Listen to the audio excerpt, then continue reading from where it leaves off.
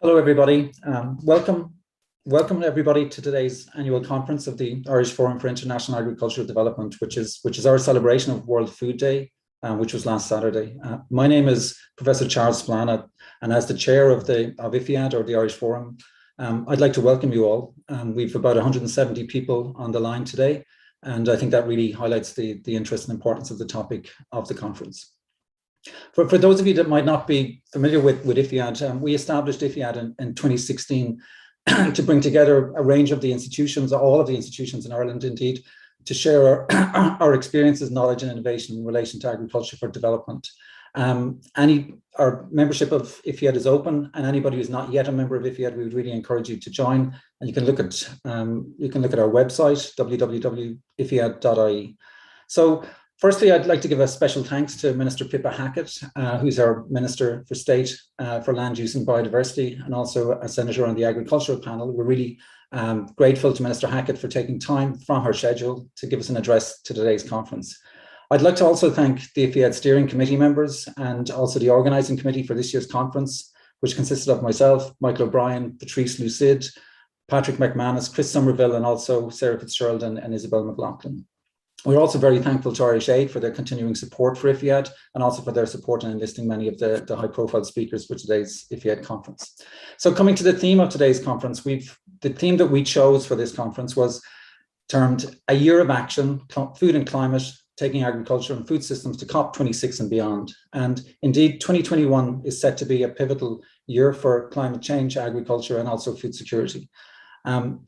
So the Food Systems Summit has been one of the major events of this year. We've had a process leading up to the Food Systems Summit consisting of 11 global dialogues, multiple member state dialogues, and indeed independent dialogues held in many countries worldwide, perhaps over 1,000 of those.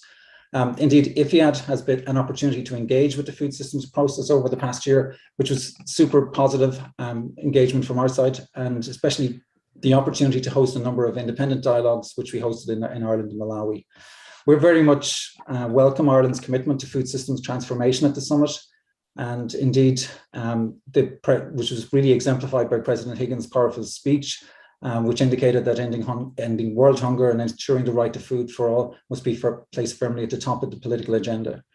We're delighted to host a discussion today on how the momentum for the summit can be maintained and look forward to engaging in the summit follow-up processes.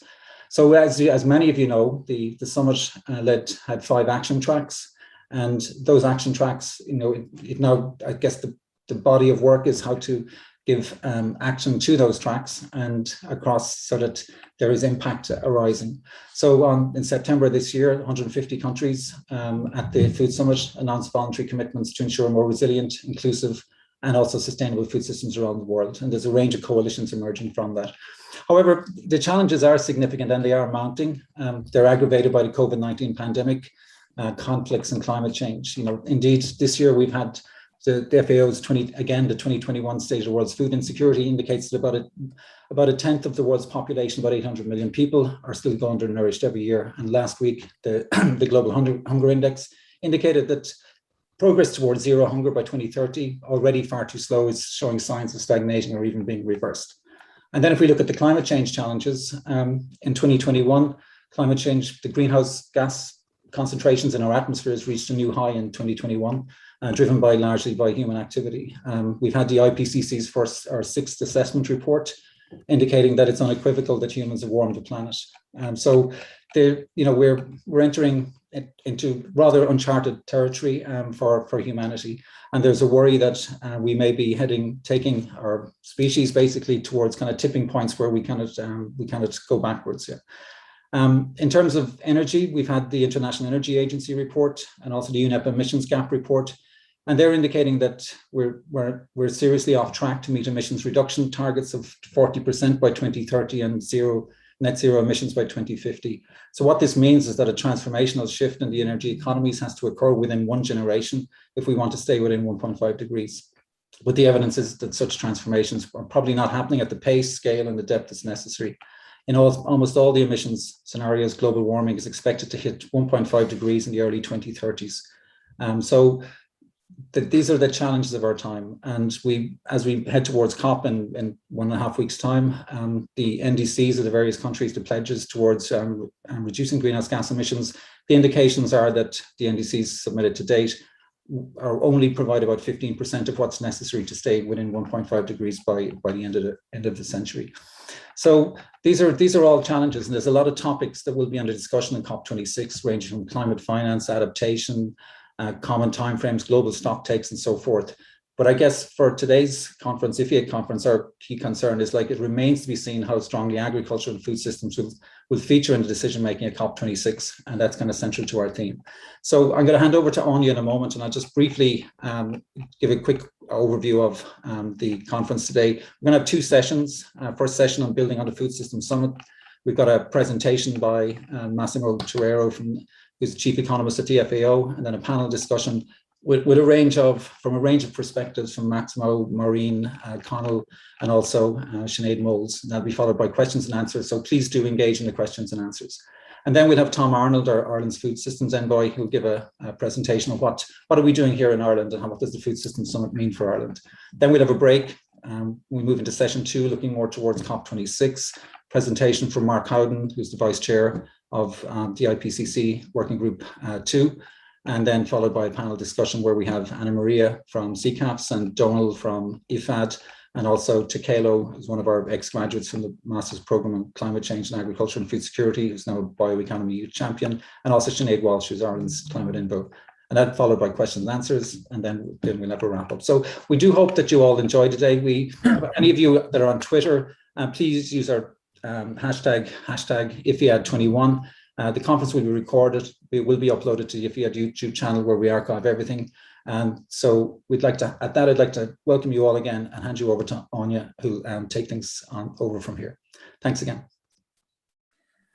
Charlie, thank you very much indeed. And you certainly set out the challenges that lie ahead in very stark terms there.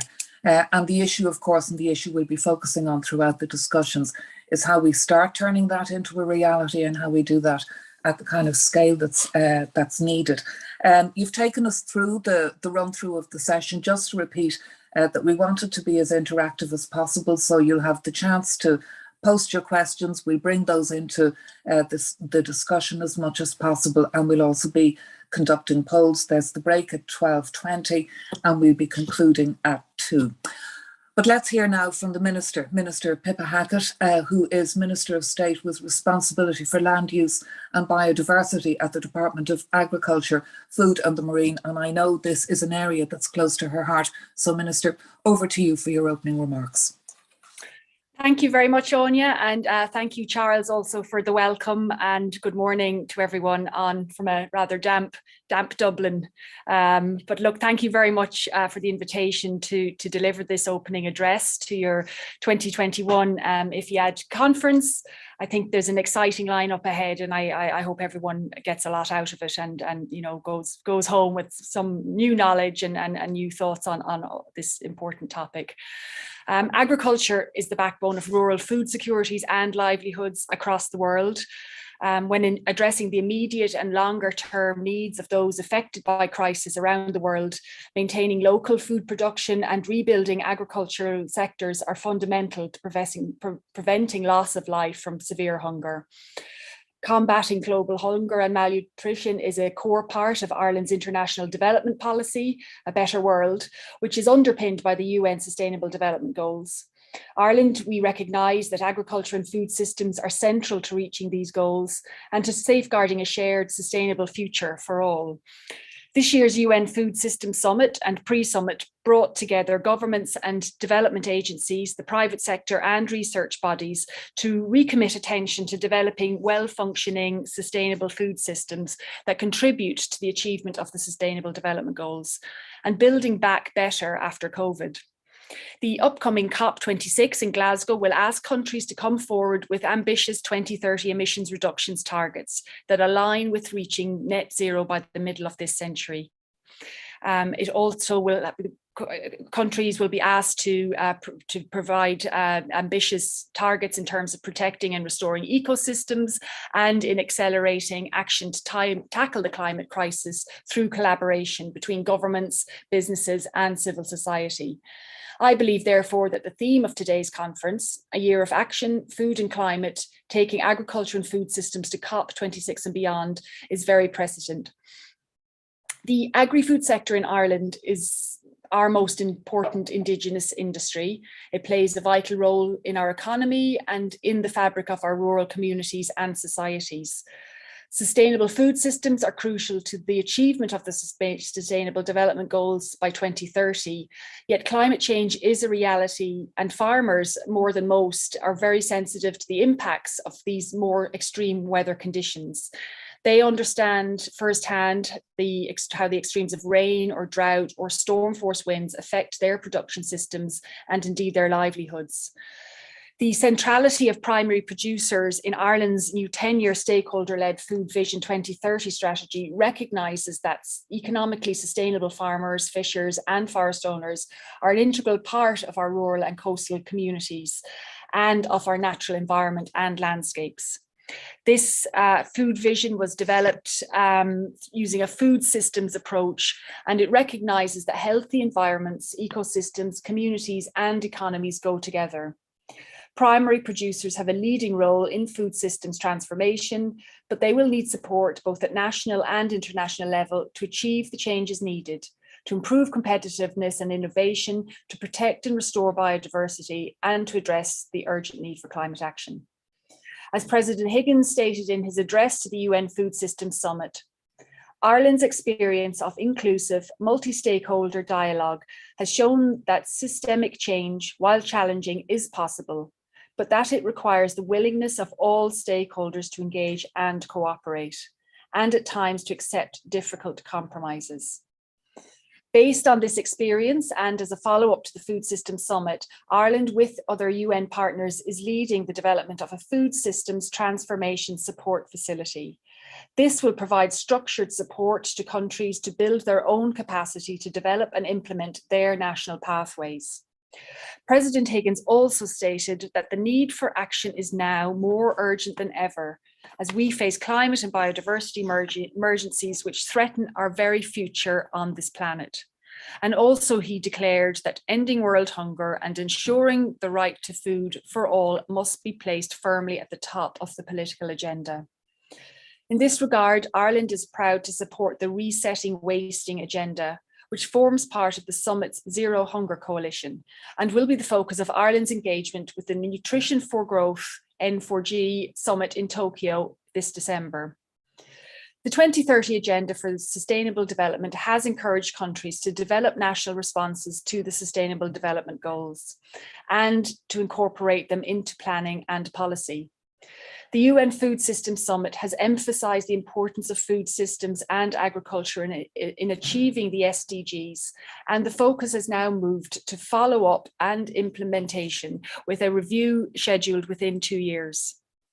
The summit's work and outcomes should be evident at COP26 and beyond as we work towards sustainable food systems at home, in the EU and in the developing world.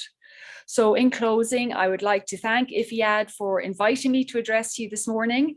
I really do hope that you find the rest of the programme useful and that it's stimulating and engaging. And look, I wish you all the very best and thank you very much. Minister, while you're with us, can I just ask you a question before you go? You were at the Carlow Biodiversity Seminar. You said something I thought was interesting. You said we need to engage with those who are not in this room, the farmers. And in a sense, we know now what the goals are. And as Charlie set out, we know what the challenges are and the time isn't on our side. I suppose the question is about the how you do that engagement with the farmers and bring them with us along the way. I think, look, I mean, people talk around these issues all the time, but I mean, that communication piece is so important, and bringing farmers into the room at the very early stages is crucial. I think we've seen the successes of over the last maybe 5 years, Ireland are actually recognised as a really strong deliverers of the European Innovation Partnership project. So people will be familiar with projects like the Hen Harrier project, the Pearl Mussel project, even the Bride project, which works with intensive dairy farmers in East Cork, how those collaborative projects have really come together. And look, there has been a certain, I suppose, anxiety at the start, maybe among farmers to get involved in those, but these are sort of results-based schemes. When they get involved, they're provided with the tools and the information needed to deliver an output. It could be for biodiversity, it could be for water quality, it could be for a habitat. And when they see the fruits of that and they get rewarded financially, but also they're rewarded because they know they've changed something on their farm and they've actually improved the situation for a particular species or habitat. I think the rewards are well worth it. And I think we're certainly going to build on that type of model in the next round of the Common Agricultural Policy Strategic Plan. And I think there's been a lot of learnings for not only my own department, but in terms of farmers as well. So I think there's a lot to be learned from that approach. But it's really about getting farmers involved from the start. And look, they know their lands the best. We have to trust farmers on this. And, when given the opportunity, they're certainly very engaged in projects like these. Okay, Minister, thank you very much indeed for joining us, and thank you for your good wishes for the rest of today's session. Thank you, Anya. All the best. Well, now let's go ahead and have our first discussion with our first panel. And of course, this is all about building on the Food Systems Summit, the priorities and the next steps, how we move into turning all of this into reality. And the Food Systems Summit was held last month.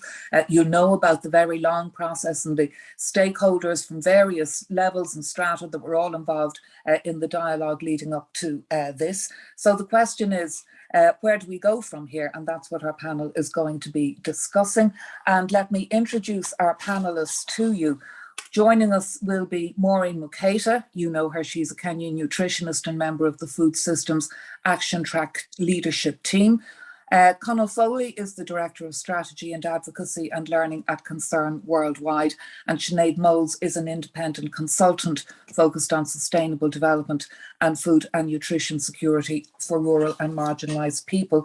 But to kick us all off and to kick off this panel session, we're going to hear from one of our panellists, Maximo Torero-Cullen, who's the Chief Economist at the Food and Agriculture Organisation. And Maximo, you're going to set the scene for us in terms of the outcomes from the Food Systems Summit.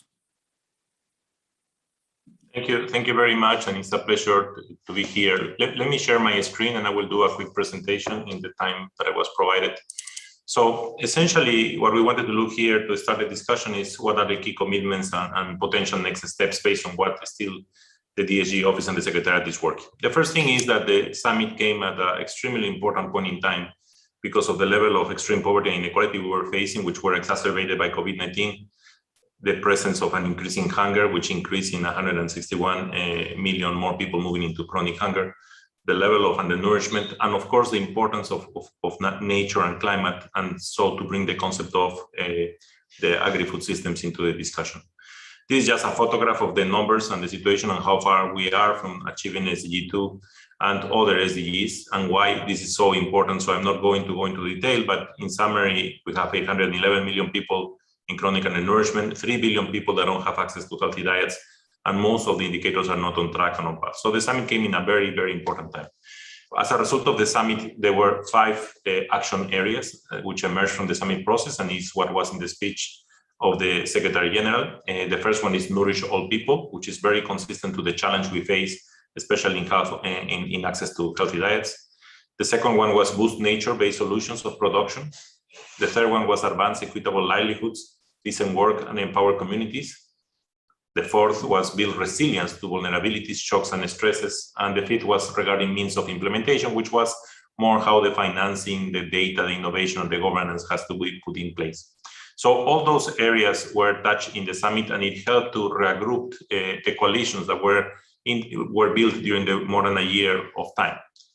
Coalitions in the summit process, and I am just referring to what the Office of the Secretary General, the DSG office, did with the support of all the different entities in place, are groups of people or institutions coming together to champion an integrated systemic approach at a scale to address specific issues related to the food systems.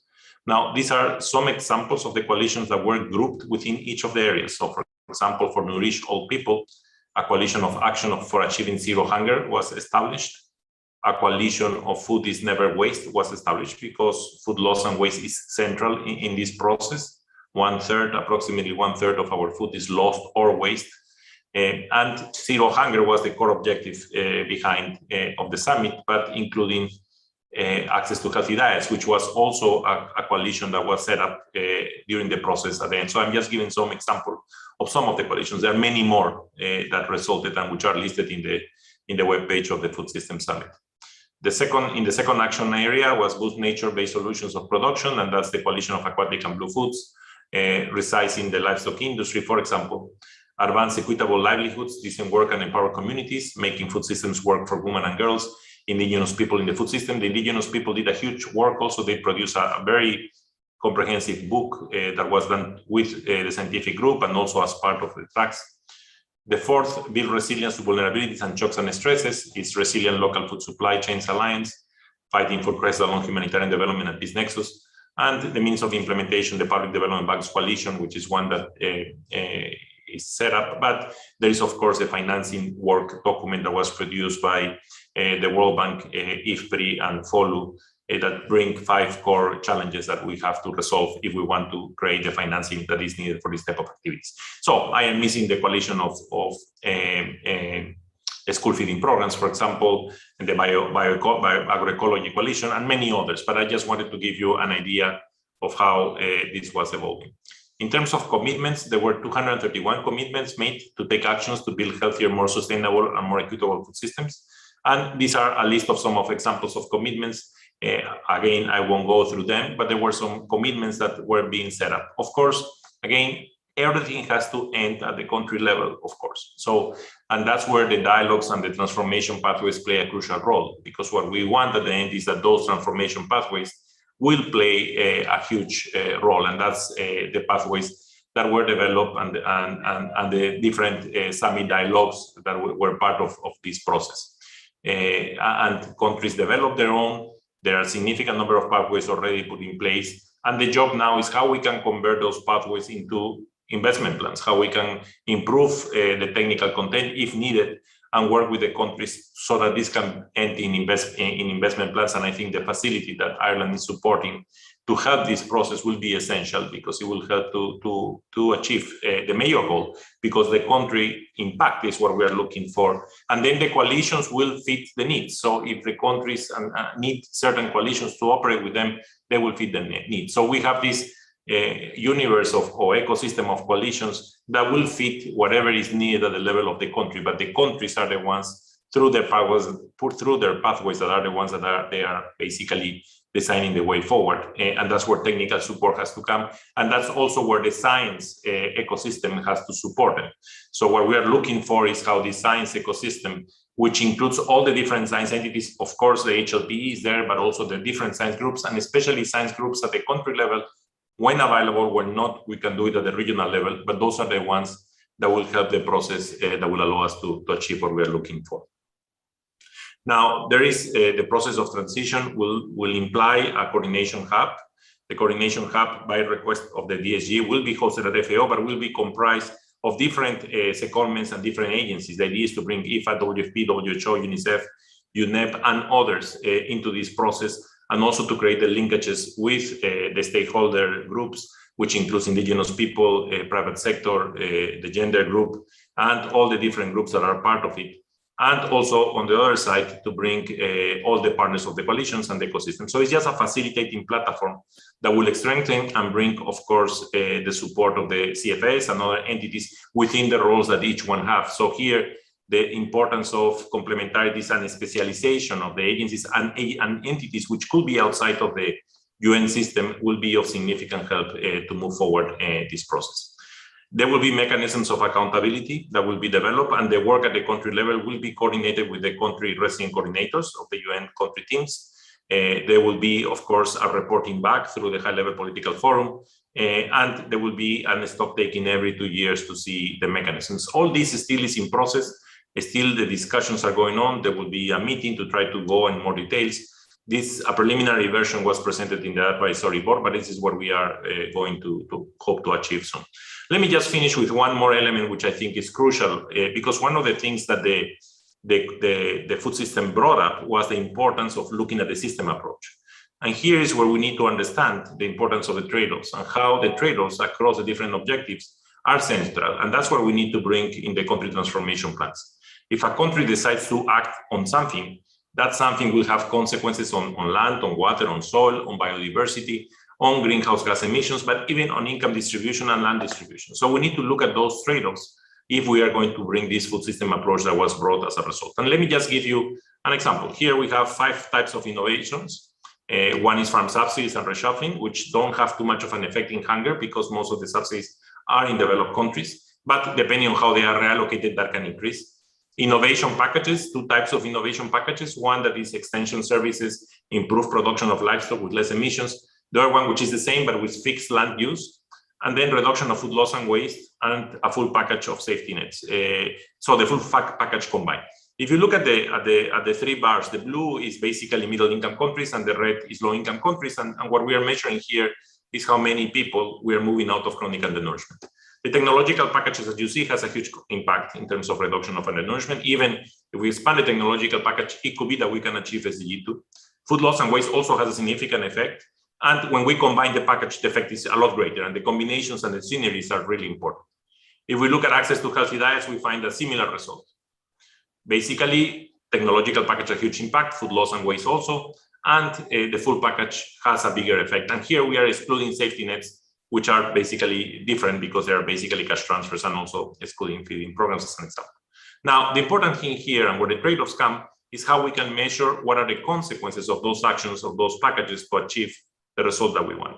And here we show that, for example, for the school feeding programs, we could have positive results or externalities in terms of trade-offs on emissions, on energy, mostly. But when we look at the technological packages, the green bars, we see a significant effect in increase of emissions, energy use, and use of potential chemicals also, the index of chemical inputs, and also some expansion of agricultural land.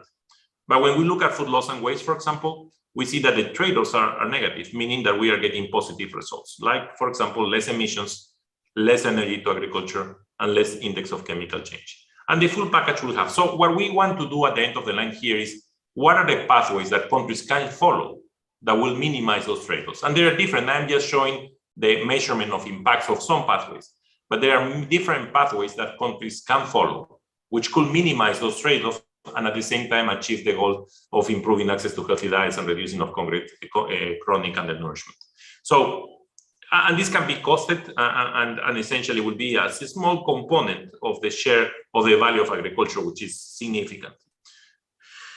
And one other topic is trade and how trade can help to facilitate this process, which was brought through the scientific group, was brought in some of the track discussions, but is something extremely important given the photograph we have today, which is the bottom red map, where shows how little the countries and the regions which have the highest number of undernourishment, South Asia and Africa, Sub-Saharan Africa, have in terms of access of the food groups, which is the bottom map, which is showing how much access we have at the 9 food groups that we need to be able to have access to healthy diets.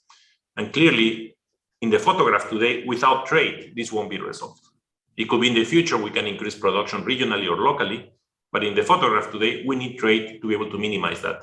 And we need to look at the policies, which is the top map, that we need to reduce to assure the flow of those goods so that we can improve the access to the elements that are needed for healthy diets. So just to finalize, policy packages will be important. It's not one intervention, it's a combination of interventions. That's where the winner will be. We need to understand the cost of this. We need to fine-tune the targeting to the most vulnerable. And that's the importance of increasing the technical support in the development of these country pathways through the dialogue mechanism. We need to deliver more on the environmental front and look at these trade-offs and trying to minimize and work with countries to give technical advice to follow pathways that minimize those trade-offs without affecting the objective function. And we need to integrate also the issues of emissions, but also the most important thing I think of the summit is that we need to work with countries in their transformation pathways. Thank you so much, and sorry if I expand my time. Back to you. Not at all, Maximo. That was fascinating. And I'll come back to you with a couple of points discussion in a moment based on what you've just said there. But to kick us all off, a reminder, by the way, the chat function is active and available to everyone who's joining us. So please send in your questions, your points, and we'll bring those into the discussion as well. We've got the first of our interactive poll questions for you now. And that's basically, what do you see as the important contribution of the Food Systems Summit? And you have a couple of options. So here they are. Is it increased awareness of food systems, that systemic approach? Is it government commitments to transforming food systems? Is it national and independent food dialogue processes? Is it multi-stakeholder and multi-sector approaches and coalitions? So those are the options. One choice, what do you see as the most important contribution of the Food Systems Summit? Let's go to our panel now. And Maximo, I would like to start with you. In that really interesting presentation you gave us there, it struck me, there's a lot of, you spoke about coalitions, pathways, the coordination. Is there enough of a structure for delivering to be made between goals and trade-offs here? Is that a strong takeaway from the Food Systems Summit? I think the biggest takeaway of the summit is the importance of the system approach. I think that's central. Now, as I tried to explain, it's not an easy way. It's not easy to understand and especially to quantify the trade-offs, which is something that has not been done too much in the past. We operate on silos, and ministers even within countries operate on silos. So creating that change on the way governments operate and trying to have approaches that incorporate the trade-offs, I think is central, and that's what we need to do. Now, do we have the capacities to help governments to do that? That's the major question. That's where we need to play a role of a facilitating mechanism that will allow to bring all the expertise, but being very careful of the specialization of each expertise and how we combine it together. We have developed the modeling infrastructure that allow me to show the results that I show you, that we can supply to the countries, and we can do that. We are ready with that. But I think it's important also to create the institutionality at the country level so that they are dialogues that bring all these pieces together with empowerment of governments so that action can take place. For me, the summit will be successful as much as countries can implement the transformation pathways plans. That's the success for me of the summit. Of course, there will be global work, and the coalitions have to fit that. They have to fit the purpose of the countries. It's not that the countries have to fit the purpose of the coalition. So it's on the reverse. We have to go from the countries, see their needs, and see how the coalitions can help them at the country level. And of course, there is a role for the global level action. But that's the way, at least, we are trying to move forward in terms of the follow-up. Thank you. And Maureen, what's your takeaway from the Food Systems Summit, and particularly in terms of the role, you're a founder of a successful social enterprise, so the role the private sector and the social enterprise sector can play here?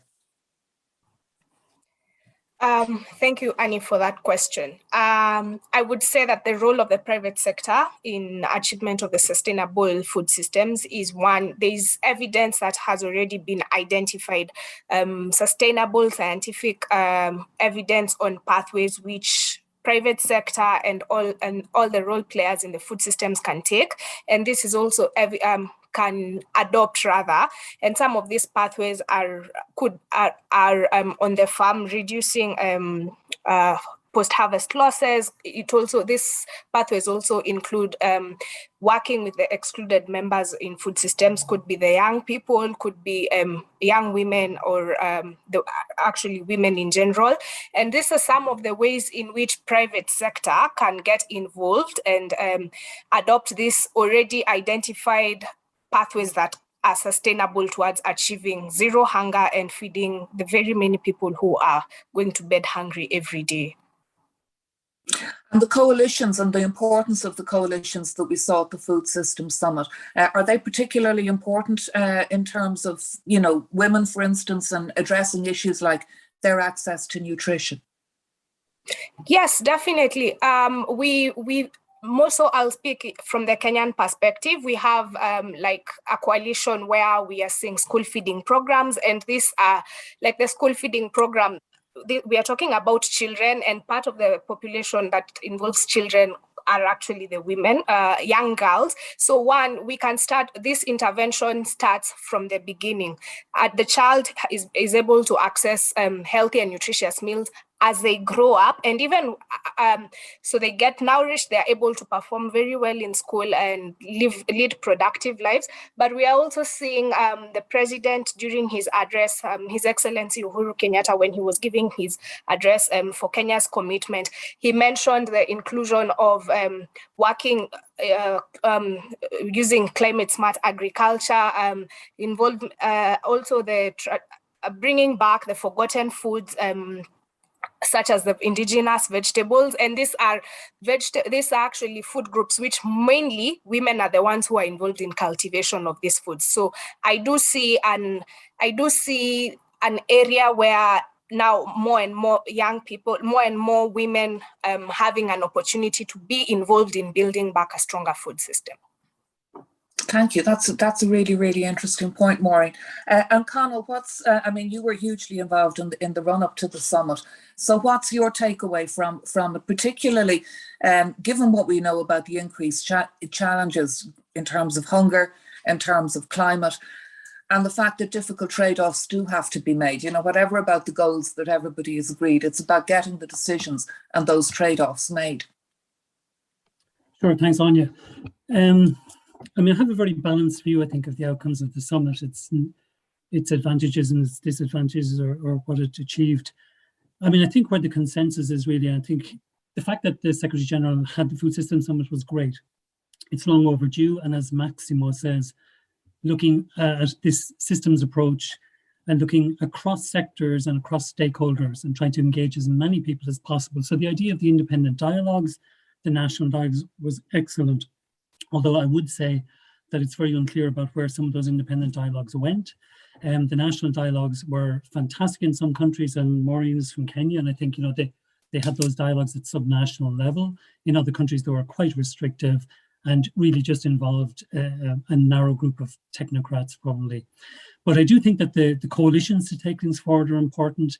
The country pathways, as everybody has mentioned, are fairly critical, and the country commitments, though I have to say, I'm also a little bit more concerned about the areas without consensus and maybe what falls between the cracks of country commitments. But, you know, from a concern point of view, I suppose that the things that we're expecting to come out, and it's really good, I think we need to see now a commitment to build on inclusive national dialogues, which the Food System Summit stimulated. So I think marginalised people and farmers, as you already alluded to, Anya, farmers have a right to participate in decisions which affect them. So inclusive processes are critical. And so, of course, they're going to have to be negotiation, trade-offs, and difficult compromises, which is what Minister Hackett alluded to. But I think, you know, what we're expecting to come out of it, and I think is, like, it's great to see the commitment where to a transformative agenda towards zero hunger. Keeping zero hunger at the centre has been really critical, with the political and financial backing necessary to make it happen. That'll be the hard bit. You know, commitments that are focused on leaving no one behind. And I think we do need to look at the Food System Summit, and particularly in 2 years' time, to make sure that it has been deliberately skewed towards reaching the furthest behind. It's great to see a critical mass of support behind the wasting reset. And again, I like the Irish commitments in relation to both the national pathways, the zero hunger, and the wasting reset, which is a focus on wasting. And I suppose what also has come out, which I really like, is this critical mass of support behind new ideas and approaches to address conflict. You know, whether about how we realize addressing conflict through the humanitarian development peace nexus without compromising humanitarian principles. So, you know, lots of points of potential, I would say. So obviously, I think my worry though is whether it's been transformative enough, and perhaps we will come back to that. Before we go further, the areas without consensus are the areas that worry you. What areas are they, and what are your concerns? Do you have any concerns at the summit? Sorry, I lost you there a bit on. You just broke up. But in terms of concerns, I mean, I think we flagged this through the UN Civil Society Group of Friends right through the process. What we're worried about was taking a very country-centric approach, and we learned this from disaster risk reduction and the policy agenda there, is that countries tend to shy away from political issues that are challenged to them politically. And ultimately, power and governance issues are at the heart of shifting food systems. And I think that's where the concern is. Now, listening to Maximo there, I think we will need to look at how that plays out in terms of the governance lever over the next couple of years. But certainly it hasn't come out sufficiently, I think. And the worry is that governments will take the easier options of technical solutions in their pathways and ignore some of the more political issues around trying to create more equitable food systems and realizing the rights of the most marginalized. But we can talk about it, I'm sure, later. Yes, we certainly. Sinead, give us your takeaway from the Food Systems Summit, particularly from Ireland's point of view, because, your research is how Ireland and the opportunities for us. So what was your takeaway? So, I think there are lots of takeaways we could be discussing, and I won't repeat what's already been said, but I do definitely agree. I think one of the real opportunities here is this new systems approach, so that we're no longer considering food in silos, but recognizing not just the interconnectedness, but also the interactions, and the fact that the summit helped to bring food systems back to the forefront in terms of political prioritization. I think they're real opportunities. And at the national level, again, there are lots of considerations, but just maybe to focus on one and building off some of Conal's points there, I think what emerged during the summit is the issues relating to trust, and maybe somewhat ironically, I think this issue may not have actually had space and the prominence that it has today in the discussions if it weren't for the summit. But trust between all actors in the food system, including, of course, civil society and consumers, is just, it's crucial to achieving sustainable food systems for a whole host of reasons, but not least because if we don't have strong collective action from every corner, we're just simply going to fall short of getting to where we need to be. So at both global and national levels, that the trust that we need is not always there at the moment. And just focusing on the national level for a moment, Ireland does actually have a strong reputation when it comes to multi-stakeholder approaches, particularly for the development of its agri-food strategies. But a really important question remains around the extent to which that participation is actually meaningful, which is, I think, partially at least what Conal was talking about. So in terms of takeaways, I'd argue that nationally and globally, but focusing on the national, we could definitely do more to improve the processes to work towards building this trust. And I think one way of summarizing maybe what we can do is to develop more transparent decision-making processes, in the processes where representation should be happening from all stakeholders in the systems. So just a couple of points in terms of what that means practically speaking. I think first we need to see more transparency in terms of the selection criteria for the decision-making bodies. So for example, in the Food Vision 2030 Steering Committee, we saw much greater representation from large private sector companies than we did from small and medium enterprises or from the environmental and health sectors or other voices in the food systems. And we definitely need and want to work with the private sector to achieve sustainability. But the point is, these very large companies don't necessarily reflect the interests of other private stakeholders. So the question is, based on what criteria are these members of the steering committee selected, because the steering committee has such influence on the outcome of the policies? Second, when it comes to the broader consultation process that Ireland has engaged in, including the national dialogues and the more classic consultation process, I think it would be really useful to see greater transparency in terms of the inclusion and exclusion criteria for the contributions received during those processes. So which contributions were taken on board and why, and really to make it explicit where those changes appear in the policies would be very useful. And just one last point on that, on building trust. I think one lesson that we might take away from the Food Vision 2030 strategy and the lead up to the summit is that we really need some formal mediation processes in place so that we can mitigate potential disagreements that arise, as we saw this year with the environmental pillar withdrawal, and really work towards garnering consensus on how to achieve sustainability together collectively. so that we can really start building trust in the processes themselves. And I think if Ireland manages to address some of those trust issues, it would be a fantastic opportunity, both domestically and to support the global institutions in bringing everyone together to the table towards consensus. Conal, would you like to pick up on that point from Sinead?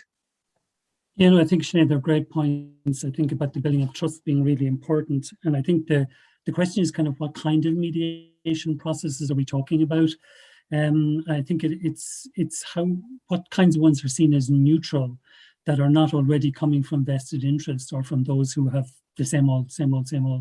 And I'm just wondering to what extent we could begin to learn from things like the Universal Periodic Review of the human rights institutions, for example, where you do get country reports, you get, specialist agency reports, if you like, and then you've got civil society reports. So you get this idea of a balanced view, holding governments to account for their own commitments.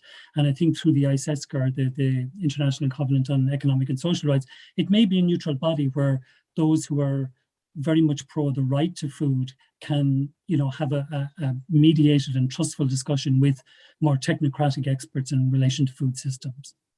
And again, of course, the Committee on Food Security should be the one that's doing it, but we know the issues that have happened with the civil society mechanism within that, and the fact that there were so many of the actors who just wouldn't engage with the Food Systems Summit. And I think that's a real shame. I think if people are given the opportunity to engage and they don't, then that's their problem. But I think it's a real shame that you've got these people who say, no, we won't engage at all because it's not in our terms. And there is this idea called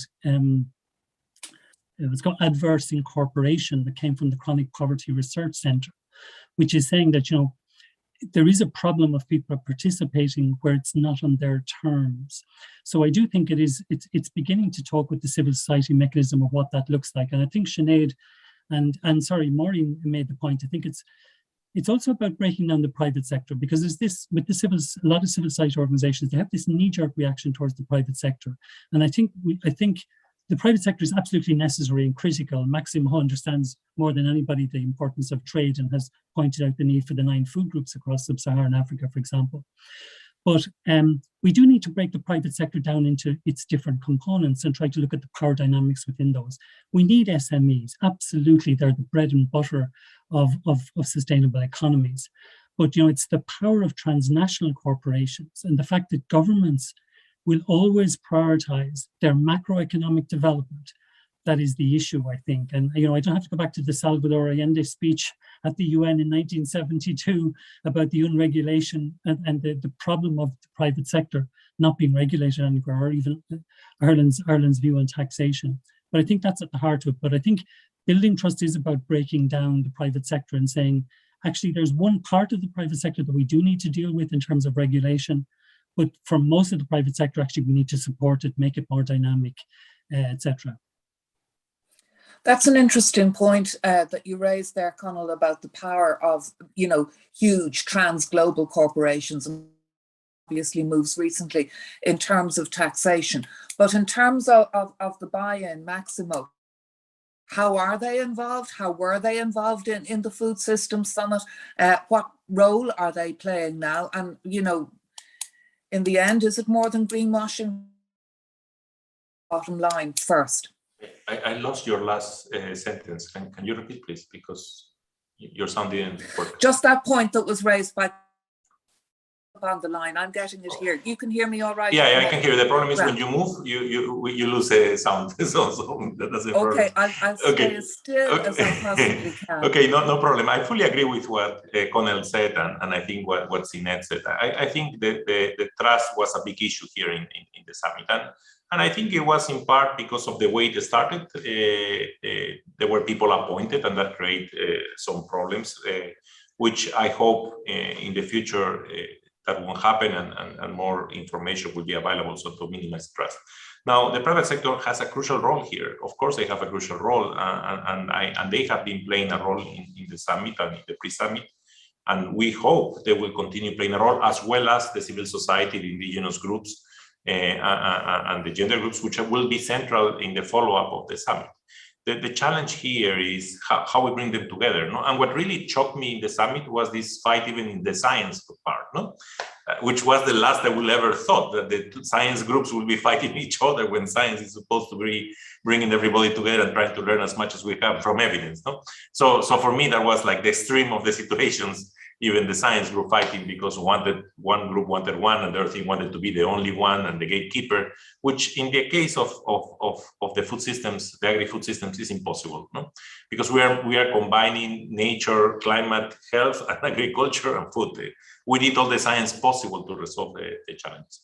Now, what is important, and I think Connell mentioned, is how we accelerate the transformation that we need, assuring that it's inclusive. That is central. And that's also the combination of the global and the country level work.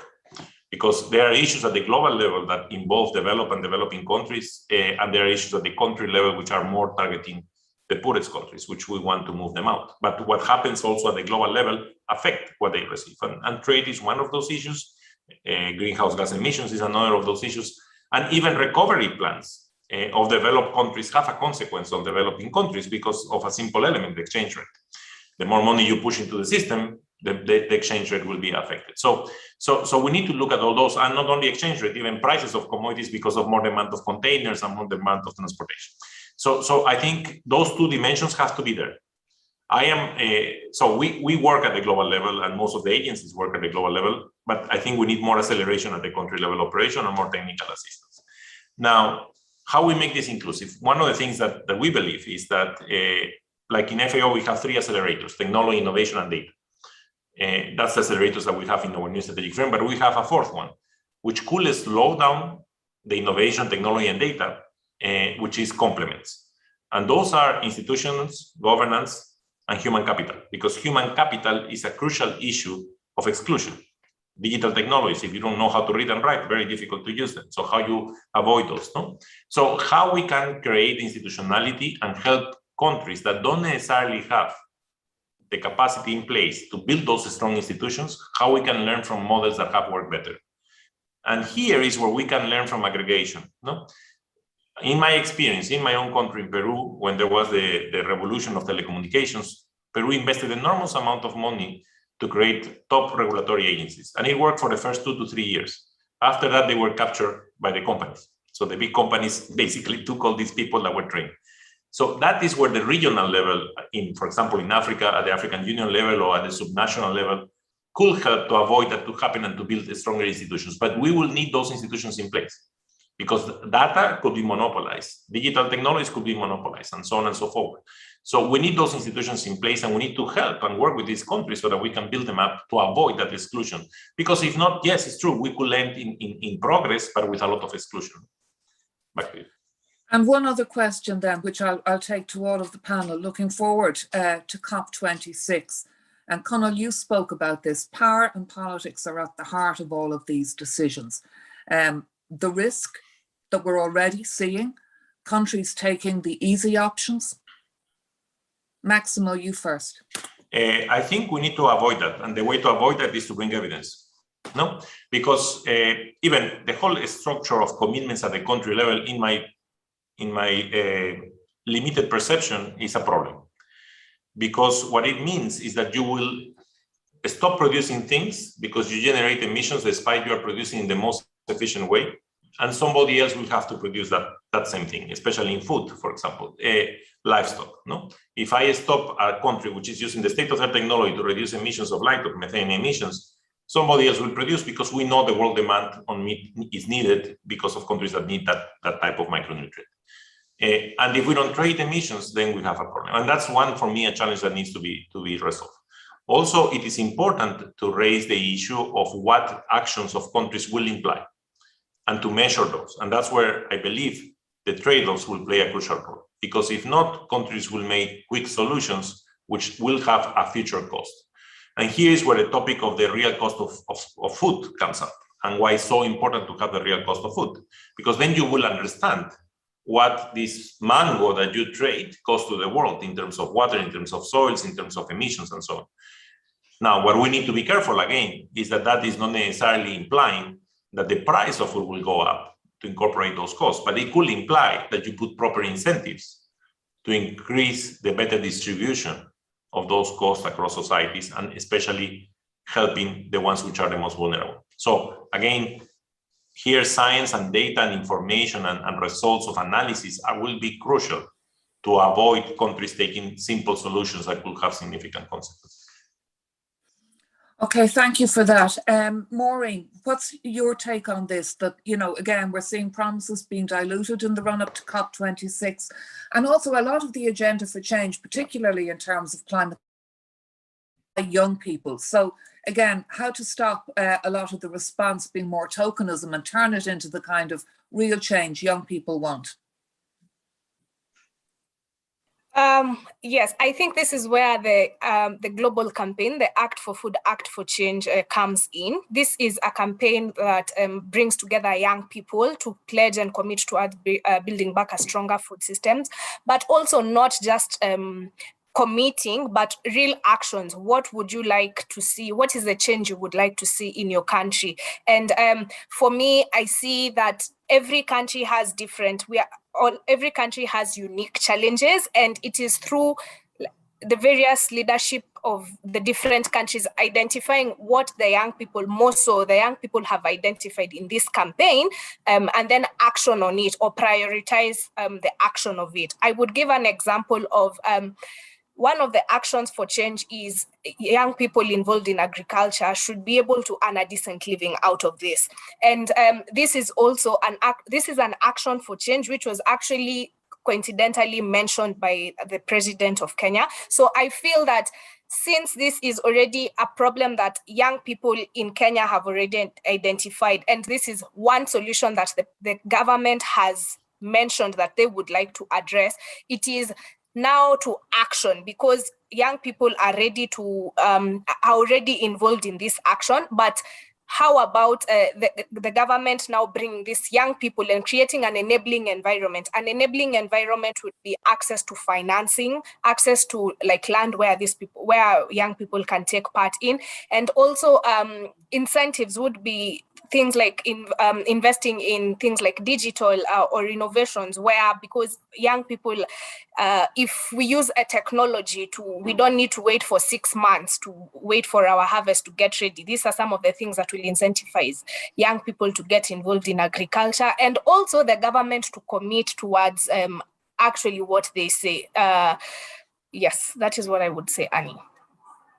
Thank you, Maureen. Thank you very much indeed. And Sinead, actually, just to bring you in here, because on that question of trust, and many young people, I mean, Charlie was talking about a once in a generational change. Many young people feel that, you know, the generation ahead of them is certainly giving them a very, very poor inheritance. A couple of questions tying into that as well in terms of trust. Some of the questions have come in from farmers saying the other stakeholder they don't trust particularly at the moment and want at the table are the banks, and the role that the banks play here in Ireland. Yeah, sure. So sorry, Anya, what's the question? What is the role of the banks? Is that one of on the issue of trust, one of the questions are saying the banks are effectively farming their land. The banks are driving the decisions they are having to make. Yeah, sure. Okay. So, I mean, in terms of, you know, if we're looking broadly speaking at solutions here, I think we need, when it comes to financing, we need to consider how we spend our money, certainly, and spend it more wisely. And I don't think it should be in the power of the banks to be driving the solutions forward. So if I can just touch on 2 points in terms of the solutions, and specifically in terms of financing first, just as Maureen said, we really need to see our commitments transformed into action, and in a very clear way of doing that is spending our public finances more wisely, essentially, because at the moment, the vast majority of agricultural payments, 81% as of 2020 payments, have no agri-environmental or social sustainability component attached to them. And that's really important, not just because financing is going to be a crucial part of effective implementation of our commitments. And again, you know, in my view, that should not be reliant on the private sector investments, But it's also really important because what's financed is one of the strongest signals we can send our farmers so that they know they'll be supported in the transition towards sustainability and in the decisions they're making for the future of their farms. So essentially, we need to be investing in projects that are most likely to have the transformative impacts. So those that are going to simultaneously align with economic, social, and environmental sustainability goals. And just a second point in terms of the solutions here, and again, you know, when it comes to trust, I think we need to urgently reconsider the idea that self-regulation by industry is an option as a pathway towards sustainability. And we can see at the national level that self-regulation has already failed in terms of nutrition outcomes. We see that in our high rates of obesity and other non-communicable diseases. And often there, I'm not sure how we can trust in a system when the conversation often revolves around reformulation of food, which essentially is ultra-processed food or junk food, neither nutritionally nor environmentally advantageous. And we see the studies coming out on the environment there as well. And the response to those criticisms is often that consumers want choice and that we, you know, they shouldn't have dietary habits forced upon them, which I completely agree with. Food is emotive, it's a personal choice, and change needs to happen by consensus. But what kind of a choice is it if the products that are being offered on the shelves of our supermarket are relying on the exploitation of labor and environmental degradation? So, I mean, are we offering products based on degraded human and environmental health versus those who are not? It doesn't seem like much of a choice. And at the global level, it's a similar issue. So yes, absolutely, we need trade and we work in a global system, but we need to do better, I think, at considering the effect of our domestic production and trade at the global level. So we know, for example, Ireland is by far the largest dairy exporter to West Africa, which means that farmers in those countries end up competing with Irish agribusiness, which is benefiting from subsidies domestically. And that trade can and has been detrimental for local markets and livelihoods. And that's especially the case when it comes to Ireland's exports of fat-filled milk powder, both nutritionally inferior and environmentally damaging, you know, sourced all the way from East Asia and associated with deforestation, etc. And yet we're not seeing any provisions in Ireland's agri-food strategies to really address this. Yeah. You know, there are no human rights and environmental due diligence, for example. So I think we need to hold industry to account with more formal mechanisms than we currently see. Thank you. Those are really, really interesting points about finance. And Conal, before I bring Tom Arnold in, because you said power and politics are at the heart of this, so is finance and economics. I mean, everybody wants to save the planet, you know, but not everybody wants to change the way that, you know, their financial setup works.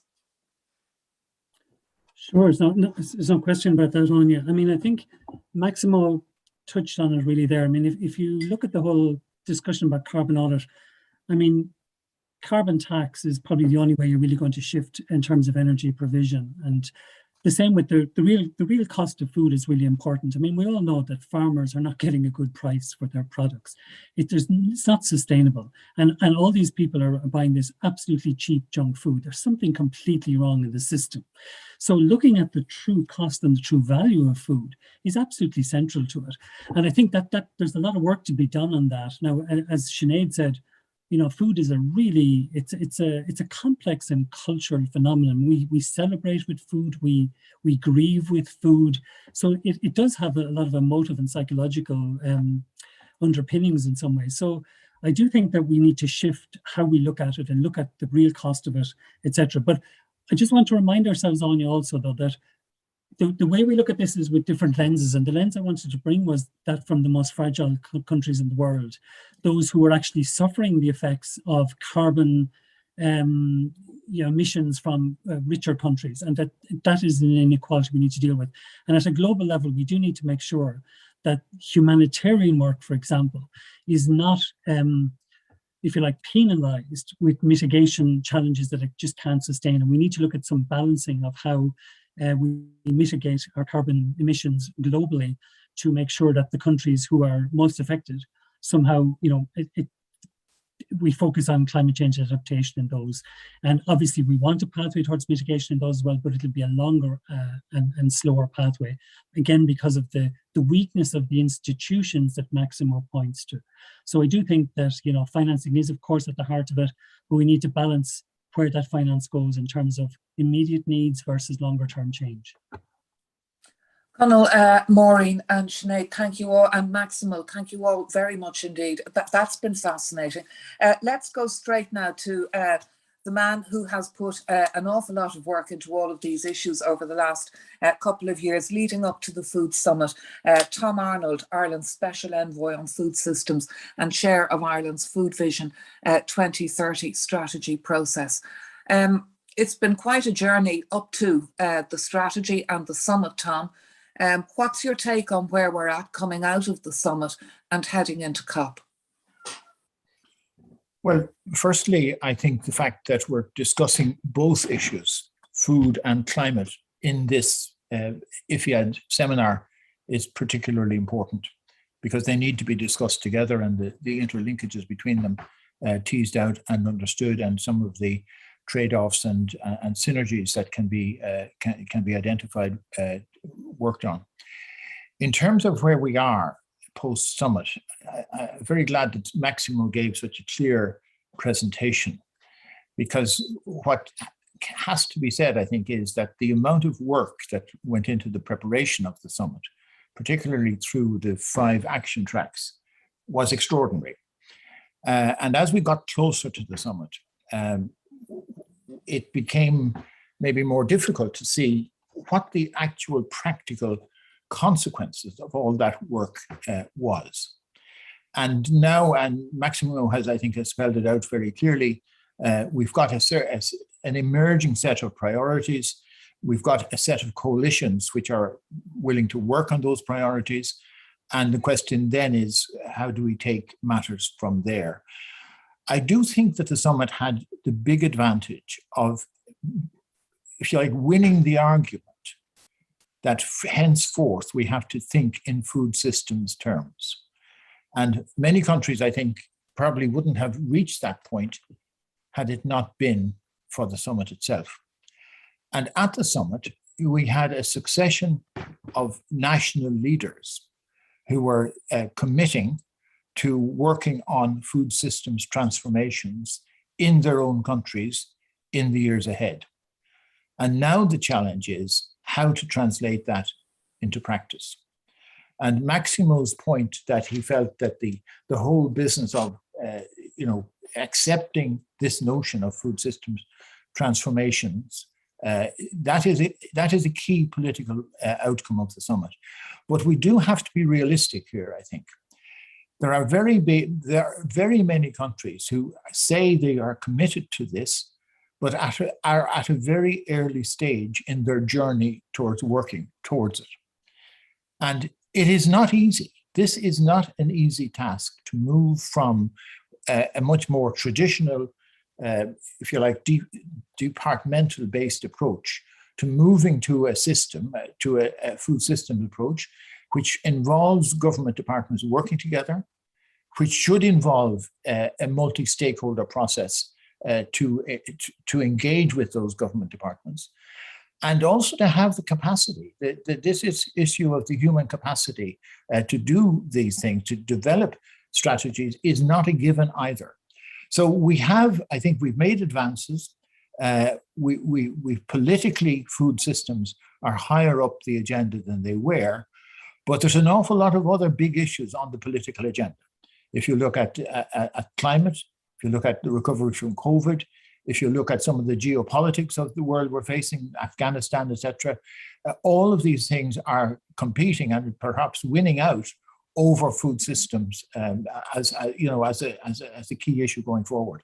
So I think that's the challenge we face, and I suspect all of the people around here are probably fairly convinced of the importance of food systems, but we're going to have to continue to sell that idea elsewhere, both within our own country and in other countries.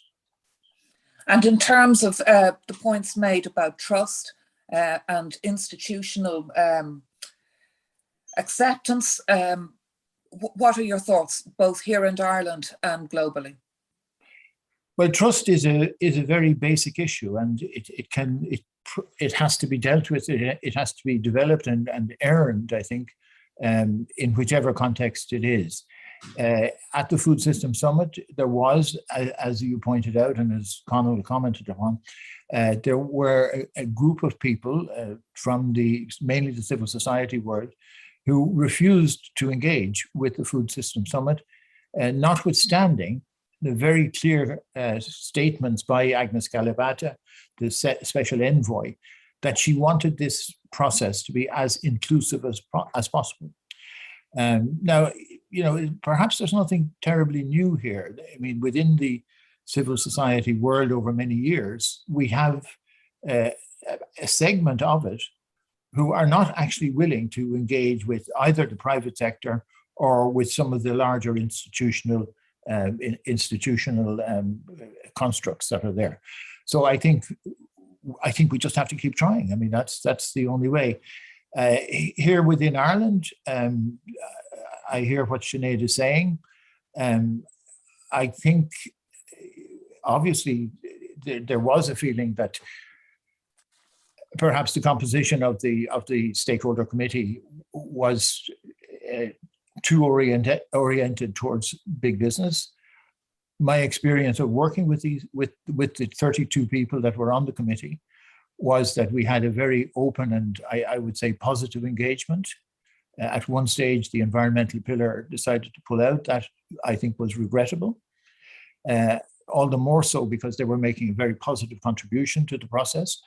And in the end, in the heel of the hunt, the final document, the final strategy that was produced, very largely reflected a lot of the points that they were making. Not everything, because some of what they were looking for, if it was accepted, probably could not have received acceptance from a lot of the other people around the table. So we're back. We are actually in the trust comes as well with the willingness to compromise. Pippa Hackett said that at the beginning. And so it's a two-way process here. Let's look forward now. What's coming up? The Nutrition for Growth Summit, that's in Japan in December. There's the African Union Year of Nutrition Action 2022. The Africa-EU Summit, of course, also happening in 2022. But world hunger increasing, unfortunately, in recent years. Yeah, I think we're in a uniquely, potentially favorable situation to again, build on a political momentum dealing with hunger and dealing with nutrition. But we are faced with, if you like, the competition for attention. I was in Brussels last week speaking to many people in the European Commission, and I mean, that sense came through very clearly that it is hard to get sufficient attention for this agenda. So I think we have to keep working on that. I think Ireland has a particular role to play here, and I think our track record deserves us to play that role. I think we need to, as far as possible, see that food is integrated into the COP26 discussions in the next couple of weeks. It is a regrettable fact that for most of the COP debates, since it started, food was largely excluded. That is now, happily, that has changed. And I think the critical importance of integrating COP or integrating food, the debates about food and the debates about climate, and seeing how they interconnect with each other, and you can develop strategies to synergies between the two, that is of real importance. In terms of the Nutrition for Growth Summit, that's an area that Ireland has played from the beginning. When the first Nutrition for Growth meeting in 2013, Ireland has played a really important role, and it intends and hopes to play a really important role in Nutrition for Growth. One of the things Ireland will be focusing on, and again Pippa Hackett referred to it, is this reset on wasting. This notion that wasting, which is the most extreme form of undernutrition, has got insufficient attention in recent years. And COP20, the Nutrition for Growth Summit, is a chance to rectify that. And Ireland will be putting forward a very clear statement on that, and indeed, I think, making a financial commitment towards it. But I think we also need to build on the interconnection between what happened and what the outcomes of the Food System Summit were, and what can be the priorities at Nutrition for Growth. I'm very aware that the Japanese government are committed to trying to do precisely that.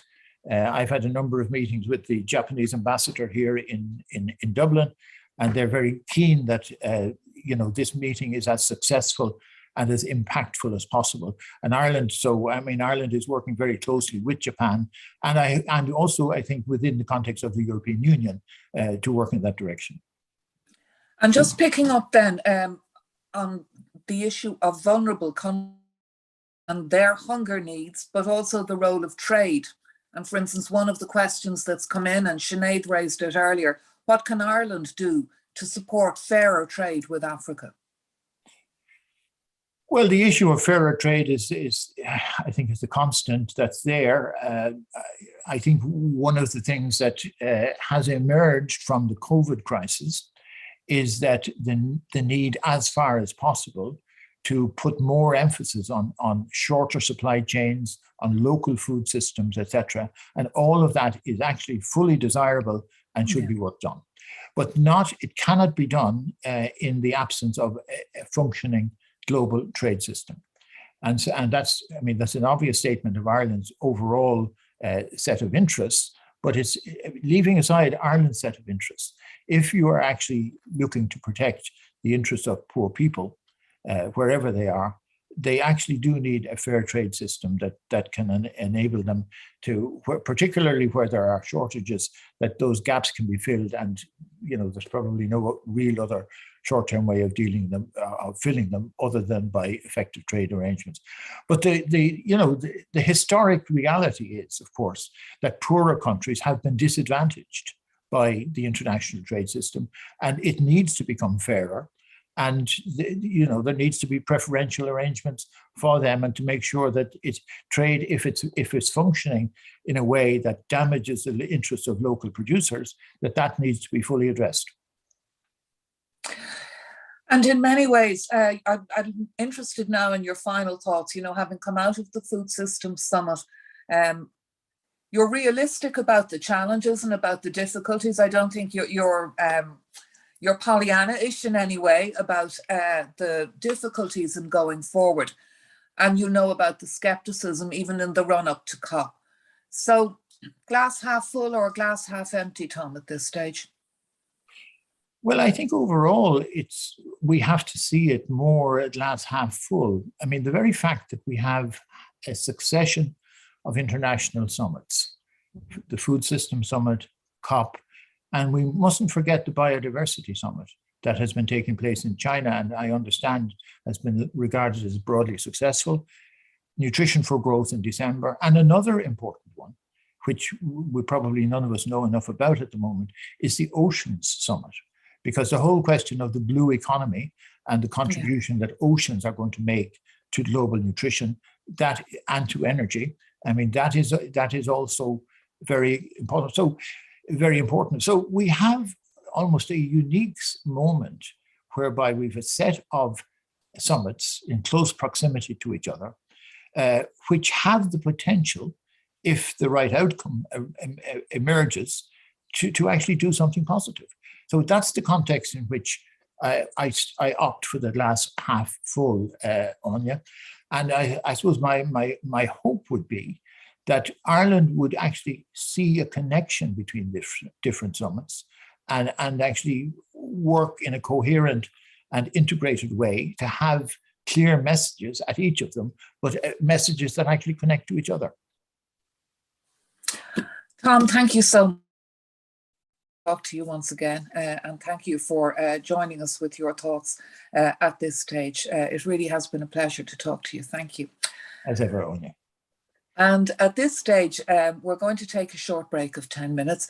Isabel has a very nice video lined up to play for us all during that break. We're going to be back at 12:30, and we just ask people to mute their cameras for the next 10 minutes while the video is playing. We'll talk to you again in a few minutes.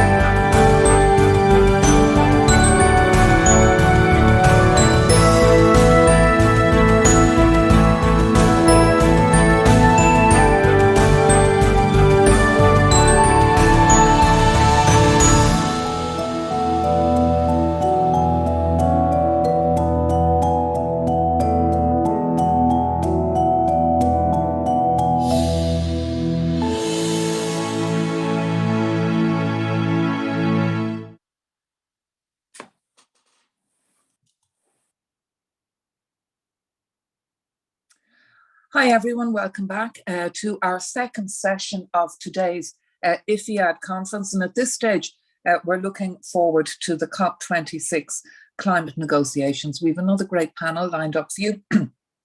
I'll introduce them presently. We'll also have our poll results, which I'll be bringing you soon, and we'll have a second poll for you to take part in. Keep your questions coming in. Like I say, I'll be bringing those into the panel discussion and also taking them in after we hear from our next guest who's introducing this session for us. And he's Professor Mark Howden. We're delighted to welcome Mark from the other side of the world. Professor Howden is Vice Chair of Working Group 2 at the Intergovernmental Panel on Climate Change. He's Director of the Institute for Climate, Energy and Disaster Solutions at the Australian National University. Mark, it's a pleasure to have you with us today. Away you go. Thanks very much, Anya, for the opportunity to speak here tonight. It's much appreciated, and it just reinforces a long history of working with colleagues in Ireland, including Charlie. And just before I start my presentation, I just want to acknowledge the traditional owners on the lands on who I meet. That's the Ngunnawal people, and pay my respects to their elders, past and present, and acknowledging their continuing contributions to the life of Australia. And what I'm just doing is a very quick summary of some of the science that sits behind the concerns that we have about climate change in relation to agriculture and food systems, and how these systems are both influencing climate change and influenced by climate change. So next slide, please. So what I'm going to report on in particular is some of the information that's come out of the recent IPCC Working Group 1 report. And what that did was summarise the state of our knowledge about the science. And one of the clear conclusions was that carbon dioxide, the main greenhouse gas, is actually continuing to increase, both in terms of emissions and in terms of concentrations in the atmosphere. So those emissions are sitting now around about 42 billion tonnes a year. They went down a little bit during the COVID era last year, but they're bouncing back, and probably next year will exceed what they were pre-COVID. So they're not going where we need them to go, which is down towards net zero at the moment. And as a result, our carbon dioxide levels have increased. They're now 417 parts per million, and that's well beyond the 280 parts per million that they were pre-industrially. And in fact, when I was born, they were 317 parts per million. So they've gone up 100 parts per million in my lifetime. And we've known since the 1800s that if we actually put greenhouse gases like carbon dioxide in the atmosphere, we'll warm the Earth. So it's not surprising, given all of that billions of tonnes of carbon dioxide we're producing, that we're seeing significant warming. And that's one of the key conclusions of the IPCC Working Group 1 report, that humans are unequivocally warming the globe. And one of the key figures that comes out of that report is this one here, which shows the best estimate of natural influences over the last 170 years from pre-industrial up to the present. And we can see that essentially that's flatlining, lots of variation due to things like volcanoes and solar radiation variations, but essentially over the long term, it's neither going up nor down. However, when we add into that natural influence, the human component from greenhouse gas emissions and land use change, and we can see a very significant sustained rise in temperatures, particularly over the last 50, 60 years. And that matches very, very closely the observed temperature increase. So what we're seeing today is that our temperatures are around about 1.1 degree above pre-industrial on a decadal basis. And in the last few years, they've been up around 1.24 degrees. That's a really significant change in terms of the Earth system. To put this in context, the temperatures at the last ice age was around about 5 degrees colder than our historical temperatures. So 1.24 degrees higher is, roughly speaking, a quarter of an ice age's worth of temperature change, but in the opposite direction.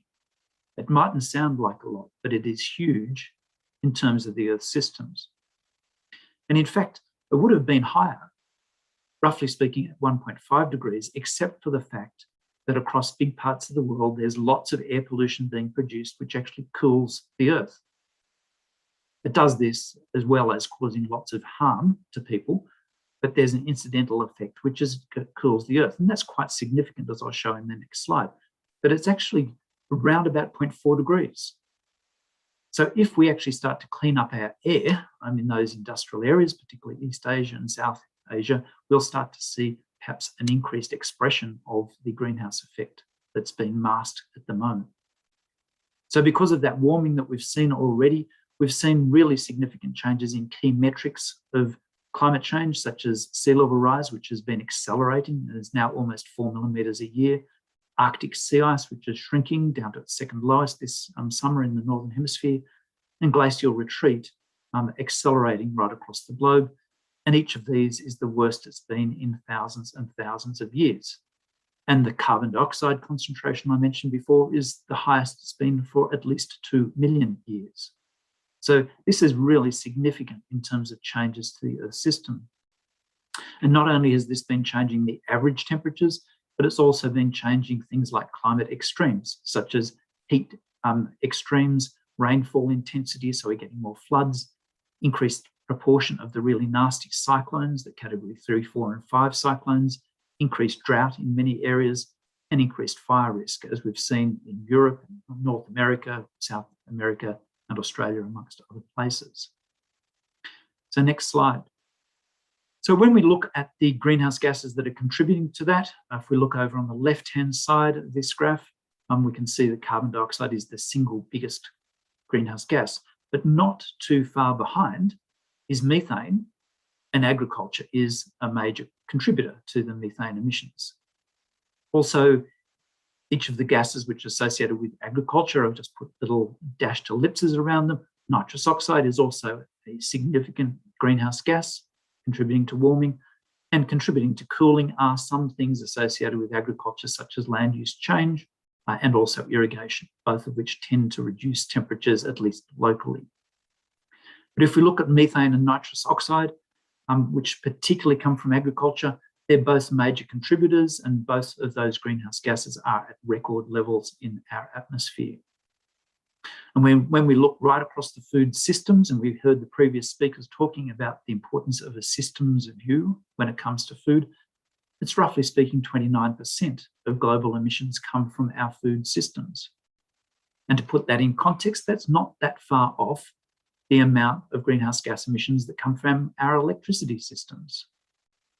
So it's a really significant contributor globally to climate change, far, far too big to ignore. And because of this, I think right now we're seeing increased pressure from other sectors to start to pay attention to methane and agriculture now that the energy system and carbon dioxide from that energy system is starting to be addressed. Next slide. So what about our future? So these are the core greenhouse gas emission scenarios for carbon dioxide from that IPCC report. These scenarios range from the very high to the very low. If we look at the very high with indicative temperatures at the end of this century, we can see they're heading towards something like 5 degrees. Remembering that 5 degrees was like an ice age worth of temperature, but in this case, in the other direction. So fundamental change in terms of the temperature of the globe. And all of the things that flow from that. In the last ice age, sea levels were 120 metres below what they have been historically, to give you a feel for what 5 degrees does to the world. But if we're actually to go on the Paris Agreement consistent trajectories, which are well below 2 degrees and if possible 1.5, we have to not go where we're heading, which is heading towards somewhere between 3 and 4 degrees.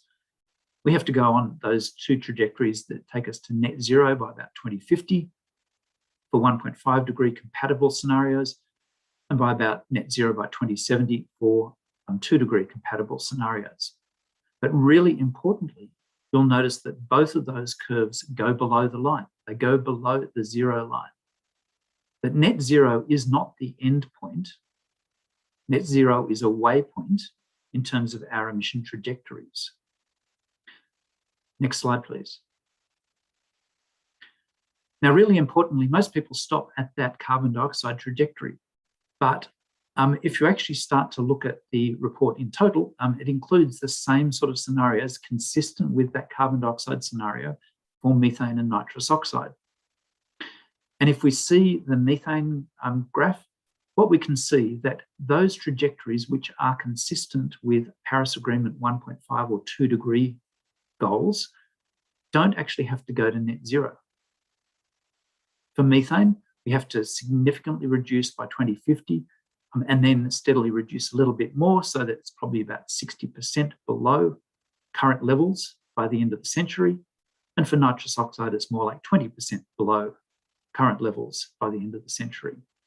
But really importantly, these two gases, which are tightly linked to agriculture, do not have to go to net zero. Now, of course, there can be trade-offs here. So you can go harder in terms of methane and nitrous oxide, which means you can go slower in terms of carbon dioxide and still be consistent with those goals. And vice versa, of course. So there is sort of ability to trade within those different sectors and within those greenhouse gases. And so these are not set in concrete. There can be political decisions made about allocations of emission reduction across these different gases. But nevertheless, really important, net zero is not necessarily appropriate for methane and nitrous oxide, the key greenhouse gases from agriculture. Next slide. Now, what can we do about reducing emissions from agriculture? So obviously there's both supply side and demand side approaches, thinking in terms of food systems, of course. So some of them here, and I won't cover them in depth because it's a massive amount of information on this slide alone if I went into depth, but improved on-farm management is in many ways the first step. So it's enhancing efficiency and productivity, which allows us to bring down the methane emissions per unit product or the nitrous oxide emissions per unit product. So the ability to feed the same amount of people or earn the same amount of money can be done with a much lower greenhouse gas footprint if we become more efficient. Now, this isn't news. I was writing about this in 1990, but it still hasn't really permeated through many of our discussions, that efficiency is a really important first step. We also have ways of reducing directly greenhouse gas emissions from methane and nitrous oxide. So, for example, there's new products like Buyin coming out from Europe, which can significantly reduce methane emissions, mostly from intensively kept animals, because you need to feed those animals that product regularly. And of course, that doesn't fit all livestock systems. So systems in extensive circumstances and livestock owned by poor people probably won't be able to afford or use those sorts of products. And similarly, there's products such as denitrification, additives to fertilizers, which can reduce nitrous oxide. Now, there's been a lot of talk about potentially increasing soil carbon and biomass carbon on farming systems. But in practice, often that is not easy to do. In fact, there's good evidence that the ecosystem service value of soil carbon is far, far greater than the carbon footprint value of soil carbon. And so given that, the logic would be, why aren't farmers increasing soil carbon right now? Because of the about 10 times more value associated with the ecosystem service from improved soil infiltration of water, improved water holding capacity, improved nutrient delivery of your soil. And the answer is because it isn't that simple. There is, in fact, a trade-off between putting carbon underground or exploiting carbon in product. We can also take improved value chain efficiency. So we heard previous speakers talk about the importance of a food system view, and that applies to greenhouse gas emission reductions. So thinking about how do we reduce emissions right across the value chain. And of course, there's demand side management approaches that are important as well. So reducing post-harvest losses is a fundamental one. Reducing waste in our systems, which can be quite big in many developed countries. And of course, there's dietary change, which can get people really riled in some circumstances, that other people see as a great win-win. So next slide, please. So just a few things in relation to demand side change and dietary transitions is it's very, very clear that different feedstuffs have very different greenhouse gas footprints, sometimes by more than a factor of 10. And it's also very clear that we can have extremely nutritious and delicious diets that can be formed which actually have much lower footprints by bringing together foods with lower footprints. And additionally, there's new products becoming available which also help that transition. So vegetarian meat substitutes, vegetarian-based milk substitutes and cheese substitutes. And if we look at the health benefits and environmental benefits from such diets, they can be very, very substantial. So it's been known for many years that if we go on a more sustainable diet, we reduce diabetes, cardiovascular disease, and also cancer compared with standard diets, for example, in the US. And if we go on a lower livestock diet, it does open up options for improved environmental management and reduced things like land clearing. So we can have plenty of product for feeding people, but with less environmental impact. And there can also be many other ancillary benefits from a more sustainable diet. And that includes lower cost, because as we move away from meat products, particularly red meat products, often it's a much cheaper meal that we can form, and also things like easier handling and storage. So there's lots of things to be said about dietary transitions, even though it's often culturally and economically and politically fraught thing to do. Next slide, please.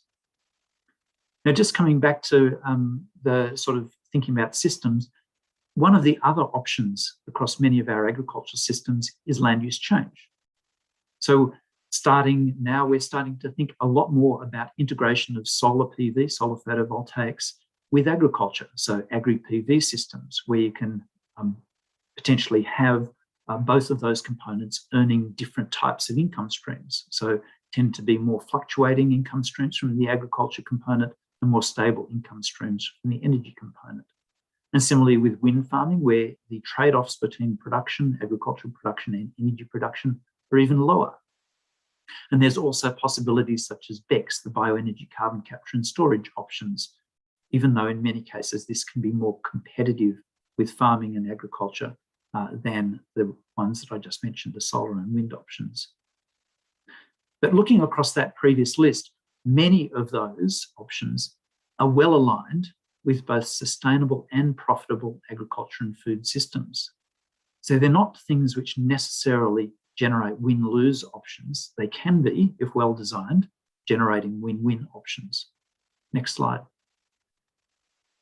Now, the next part of my talk is just shifting away from the emissions reductions.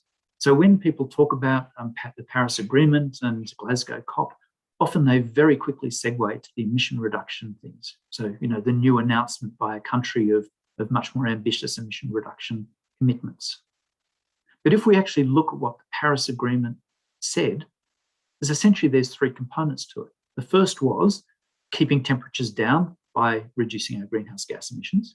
Secondly was enhancing our ability to adapt to the adverse effects of climate change, and including specifically, it says that in a manner that does not threaten food production. So food systems were right in focus for the people who constructed the Paris Agreement. You don't see other sectors there. Food is the big one. And lastly, finance flows consistent with helping developing countries, particularly onto more sustainable pathways through emission reduction and adaptation. Now, just focusing on the adaptation component, next slide. What we find is that it's increasingly becoming necessary right now for climate change. So this is a recent study which looked at agriculture statistics and separated out the technology and management benefits that are driving up production and the climate change signals, which can in some places be driving up production, but in most cases are driving that down. And we can see that on average, this study showed that across the globe, climate change has already reduced agricultural productivity by something like 20%. In a few places like Canada and the old USSR, it's actually increased it, but mostly it's reduced it. And those impacts are very unequally distributed, with the biggest impacts across many of the poorest countries.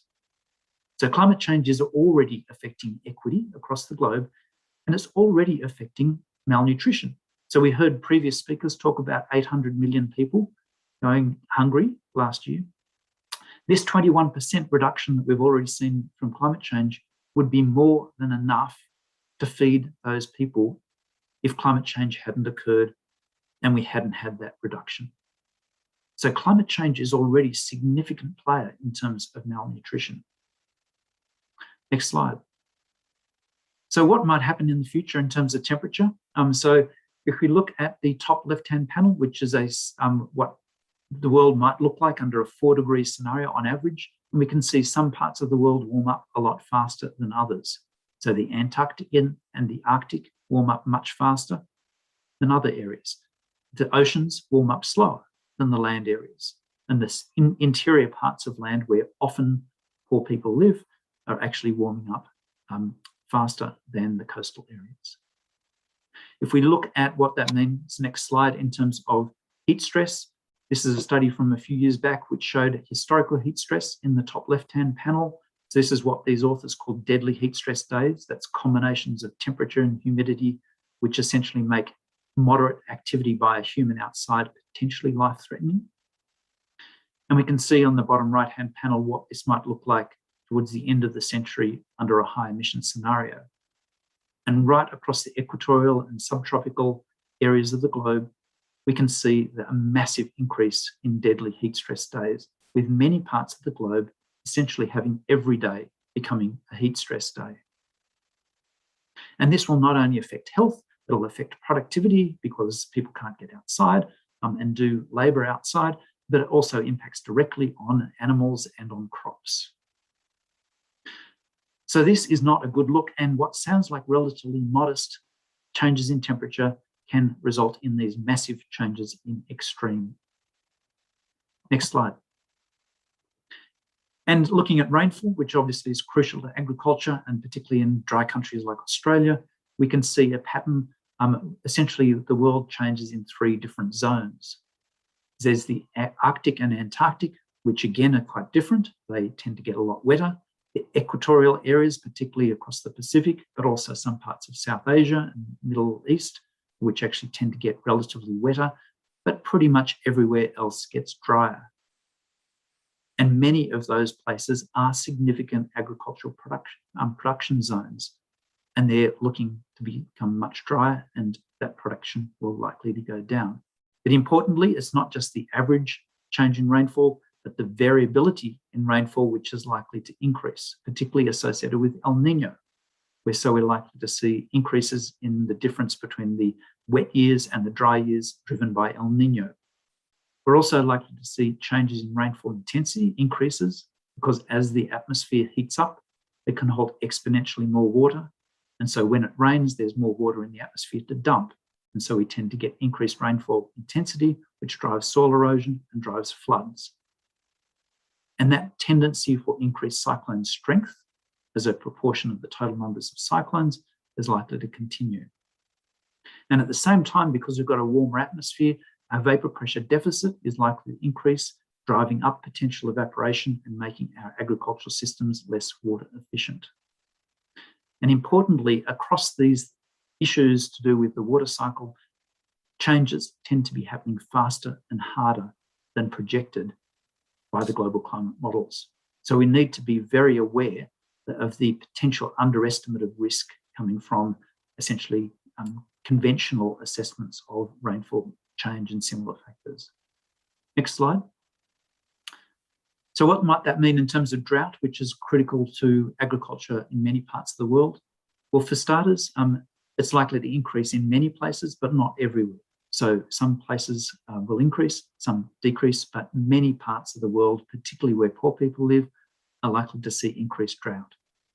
And as a result, pretty much every food system model shows increases in prices in the future due to climate change.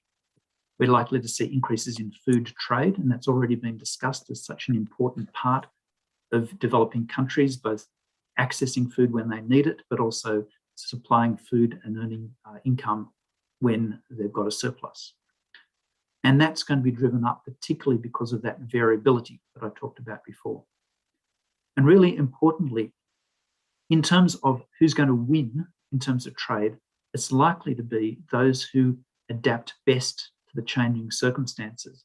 And unfortunately, it's many of the poorer countries and poorer people who have less ability to do that adaptation than those who are better off. So further increasing inequities.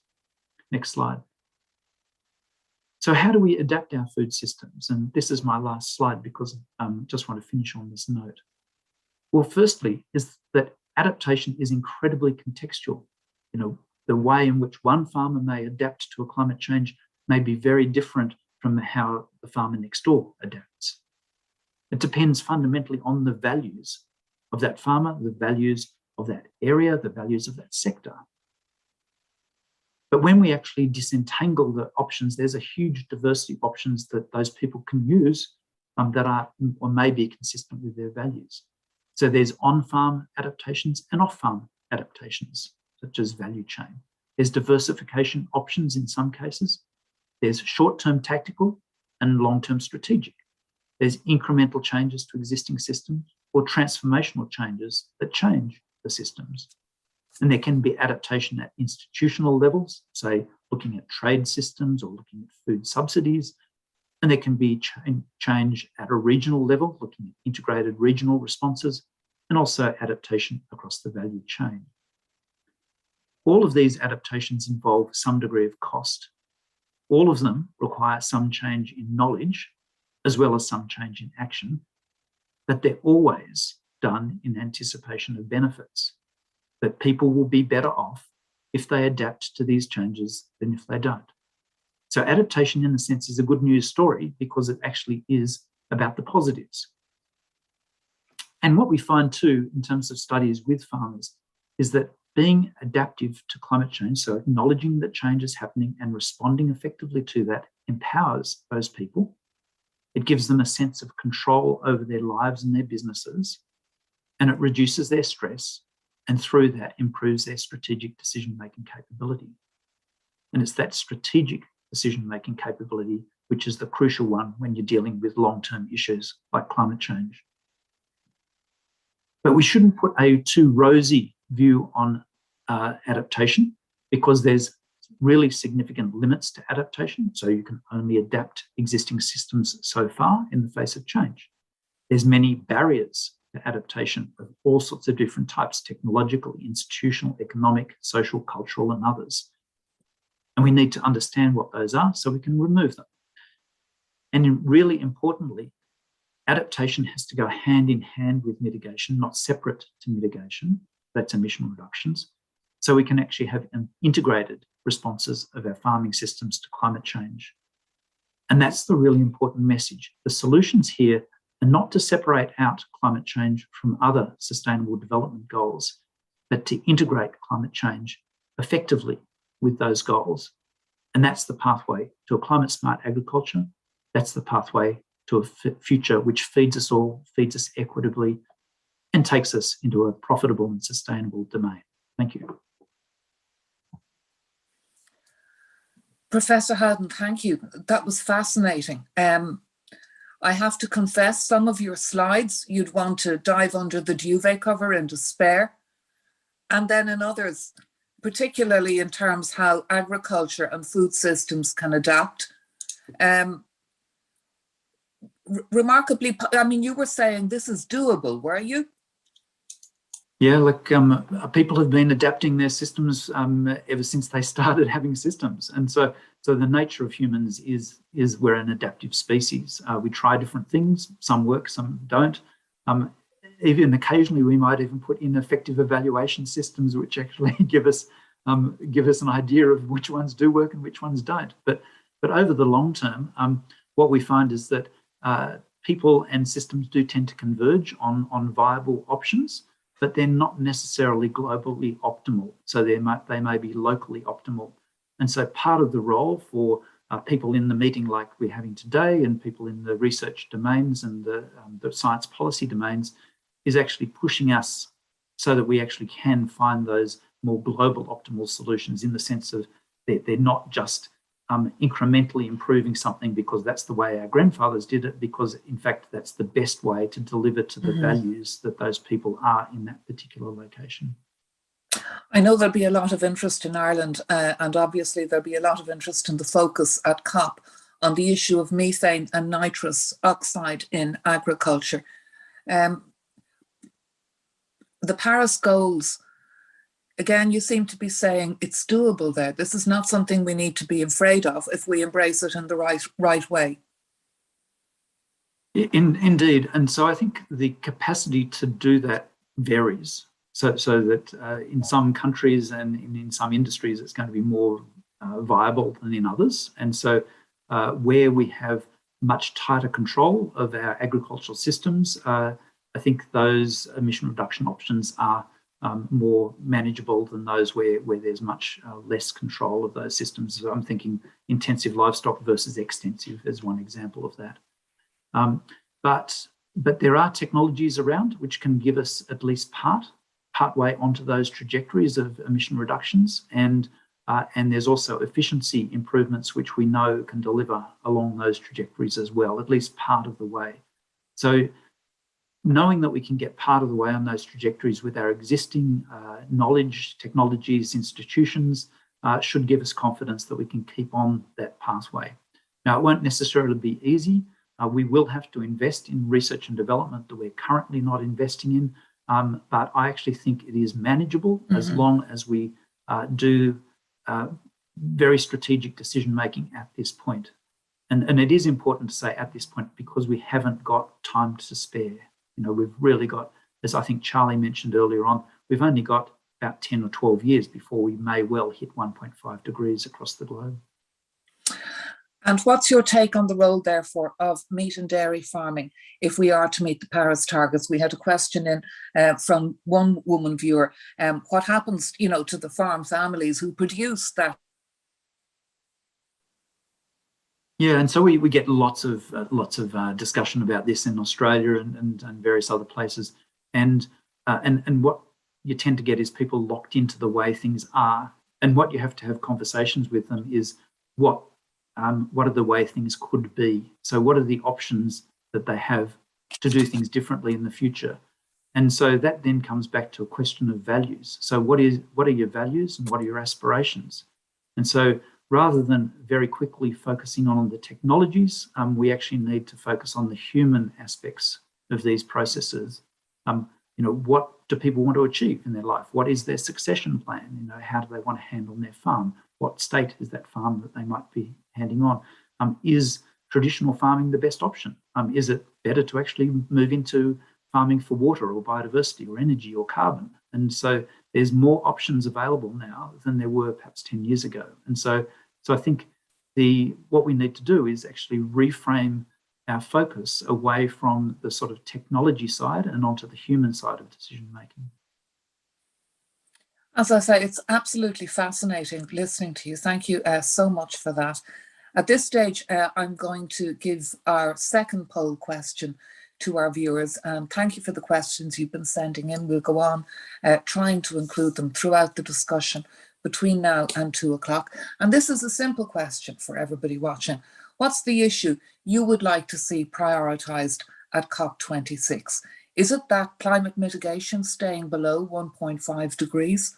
Is it climate adaptation and resilience, especially for smallholder agriculture?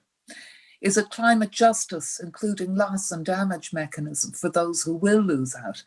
And climate finance, a commitment of 100 billion a year to developing countries. So let us know what you think on all of that, and we'll bring you the results of that poll before the end of this session. Now let me introduce the rest of our panelists to you. And with us is Dr. Ana Maria Lobo-Guerrero. She's Research Director of Climate Action at the Alliance of Biodiversity International and the International Centre for Tropical Agriculture. And in this position, Ana Maria is also Head of Global Policy Research for the CGIAR Research Programme on Climate Change, Agriculture and Food Security. Donald Brown is Associate Vice President, Programme Management Department at the International Fund for Agricultural Development. Takelo Shai serves as Bioeconomy Youth Champion, and she's a graduate of NUI Galway, as Charlie was telling us earlier. She currently works as an agriculture analyst at Green Cape in South Africa.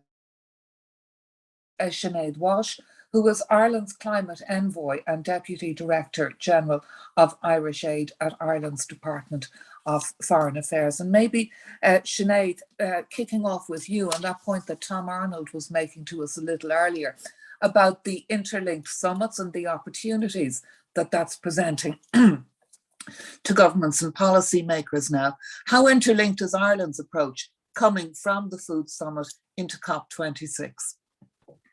Hi, Anya. Good to see you and everybody.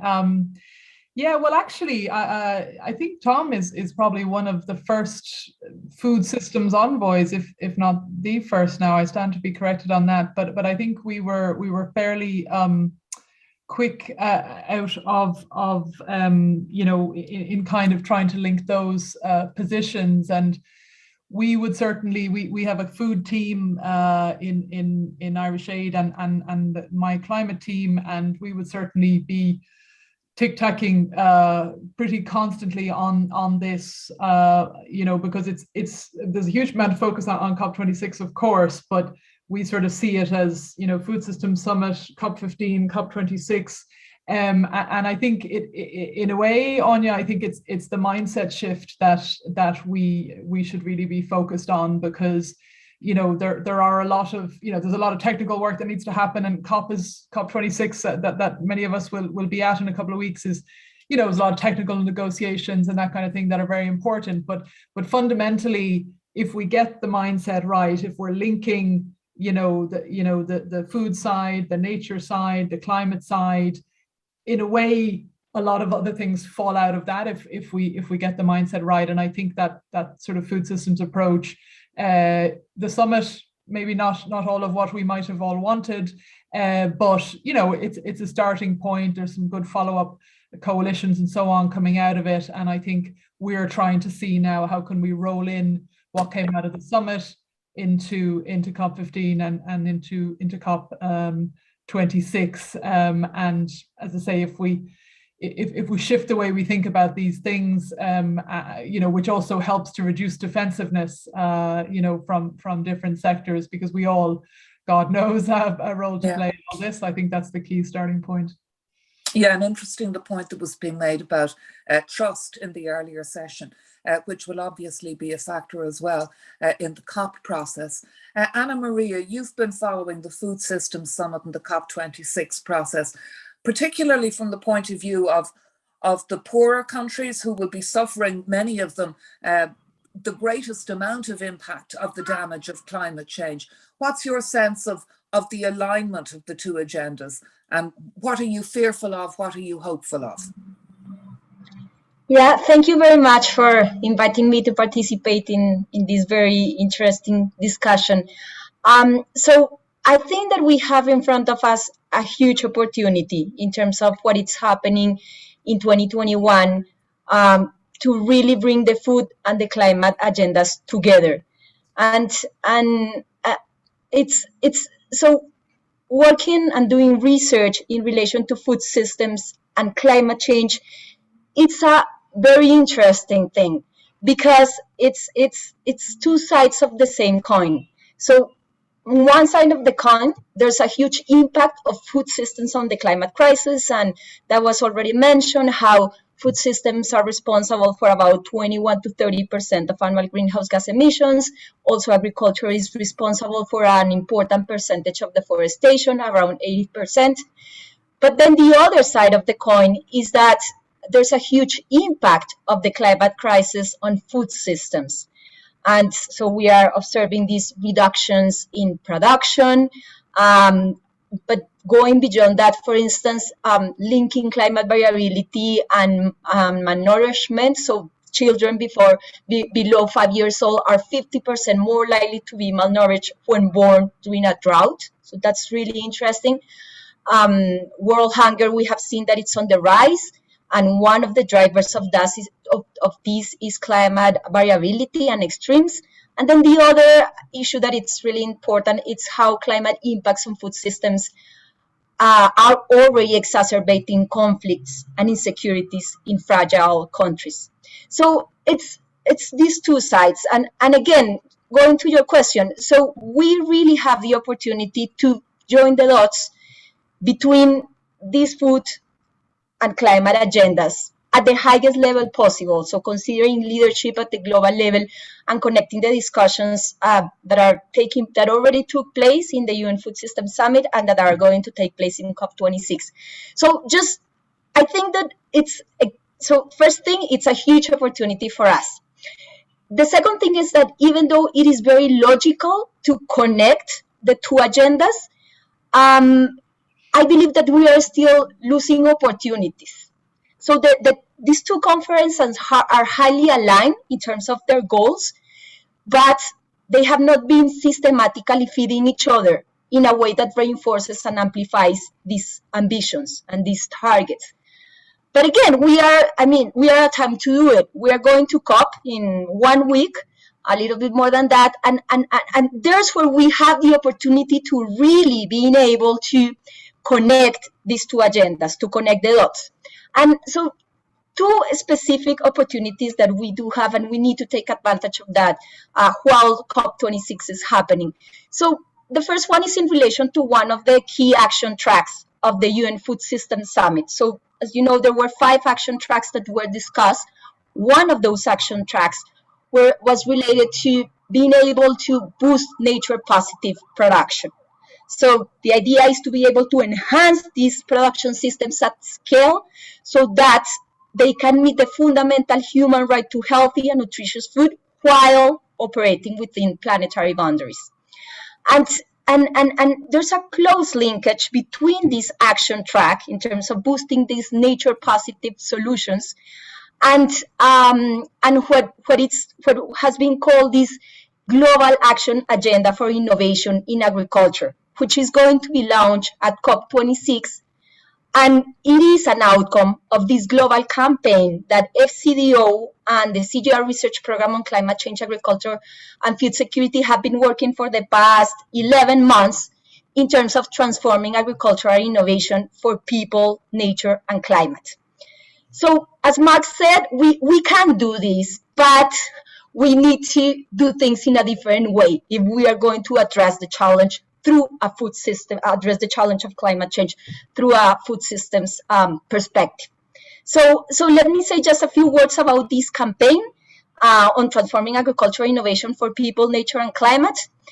The idea is to really get ideas from many people around the world and get commitments from many organizations in order to develop this global action agenda for innovation in agriculture. And through this, to be able to close what we have been calling this innovation gap that it's needed to transform food systems for addressing this climate change challenge.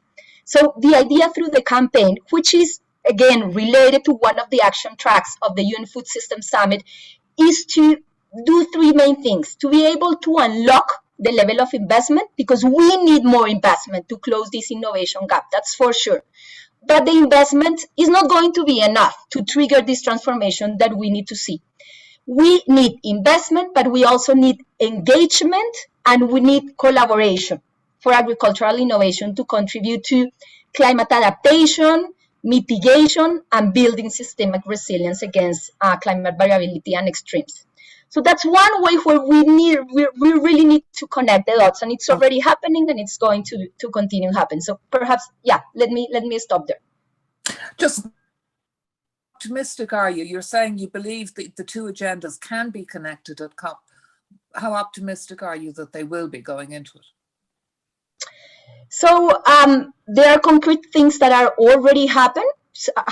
So again, it's a matter of putting this through the different conversations that are going to happening in COP26 in the heart of the discussions. So it's really coming up with concrete ideas and follow-ups on how we need to consider this food systems transformation in order to address the climate challenge. So I'm positive that if these discussions take place, if we can secure a high-level leadership committing to really follow up an agenda on addressing this innovation gap for transformation, I think that we can really connect the dots and use this as an opportunity.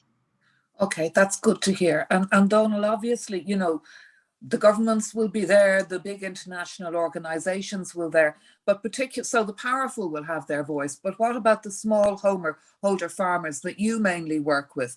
What are the main challenges and are there opportunities that you see for them coming out of COP? Thanks. Thanks for inviting me here today. The small farmers, many challenges. I mean, I think the first issue, I think, is that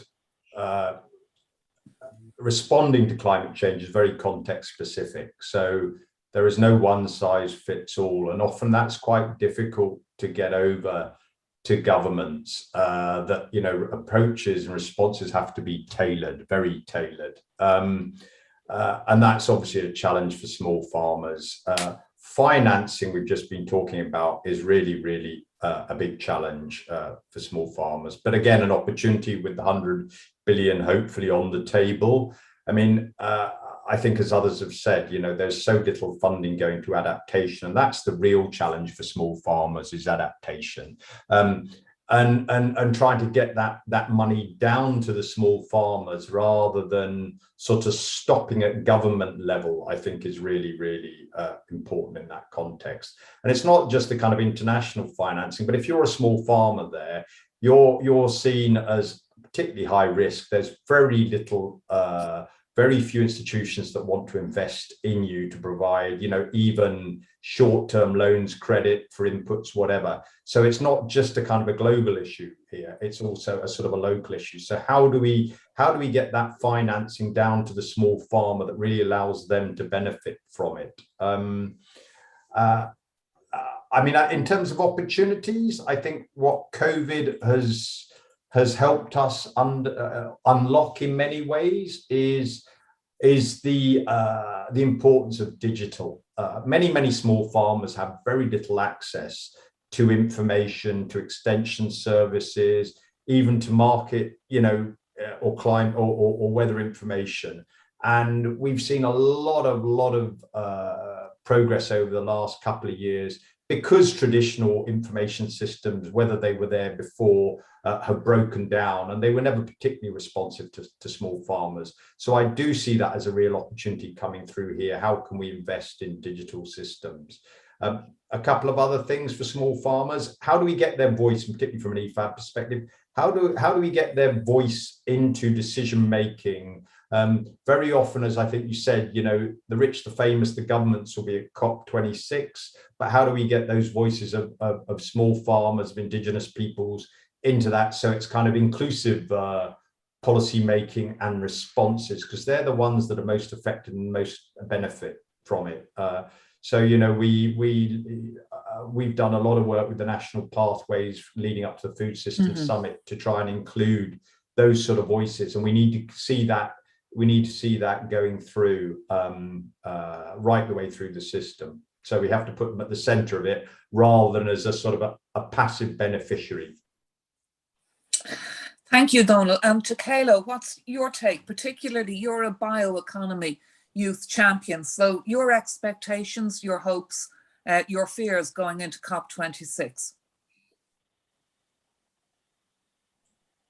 Thank you very much, and thanks for the opportunity to share my insights.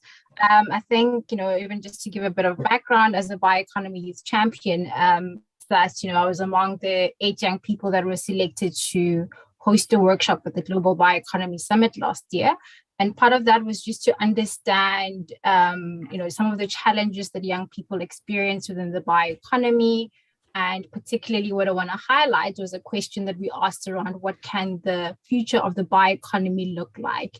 And I think part of what came across was, you know, a zero carbon emission future, you know, high quality food available for everyone, better life quality, no poverty. So it was underpinned by, you know, the use of technology and innovation, driving social cohesion, and also just, you know, having a much more inclusive approach in, you know, realizing the future of the bioeconomy.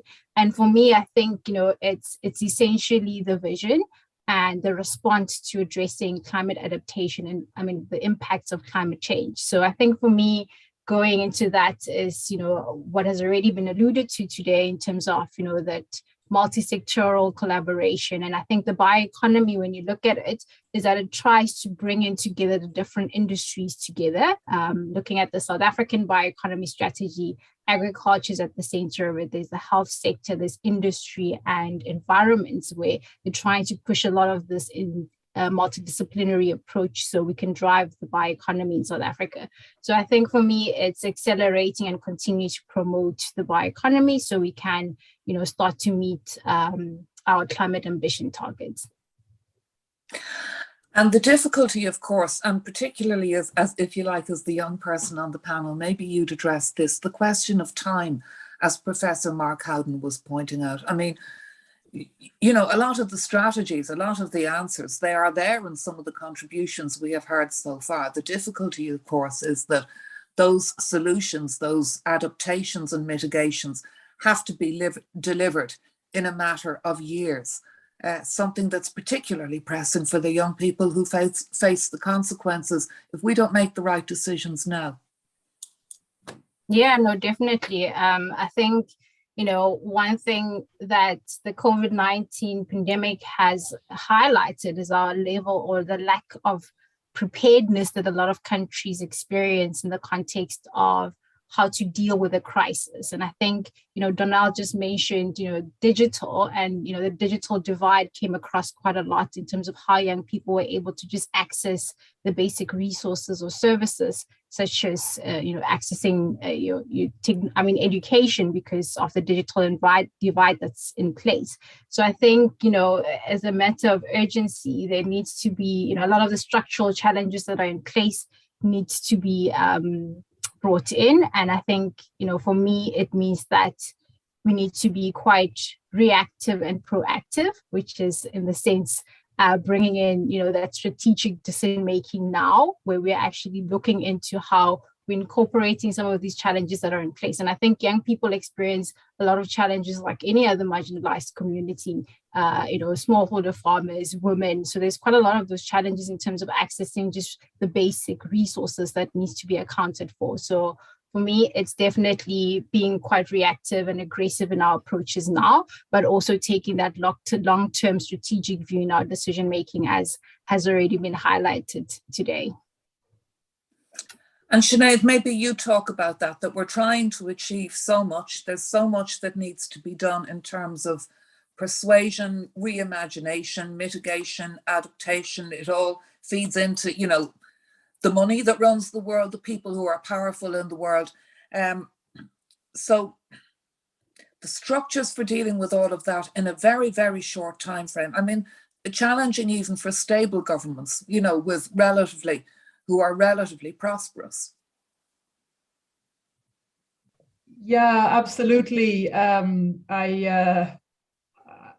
was most recently based in South Sudan, so I could hardly emphasize that enough. I think we have a real issue of the inequality, even just of this conversation, without even getting to issues around resources. And I feel like we're still really leaving out fragile and conflict affected states, even in our discussions.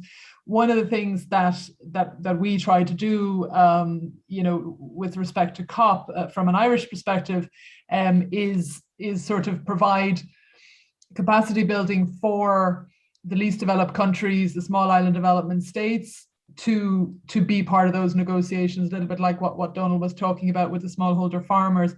And that's not a COP specific, that's 12 months a year, every year, right? Because this is a continuous challenge that they have, that, countries like ours will have a lot of negotiators, a lot of kind of, legal expertise and all that kind of thing going into these negotiations. And then the countries that are most affected, least responsible, will be really, sort of left out in the cold unless we make these kind of very specific efforts. So I think that youth is key, women are key, generally those poorer countries are key to help them to have a seat at the table, because we're not going to see, as has been said several times, the adaptation piece is being, is very much, the poor relation vis-a-vis the mitigation, and those of us, I think, including most people listening, who really prioritize that and who just see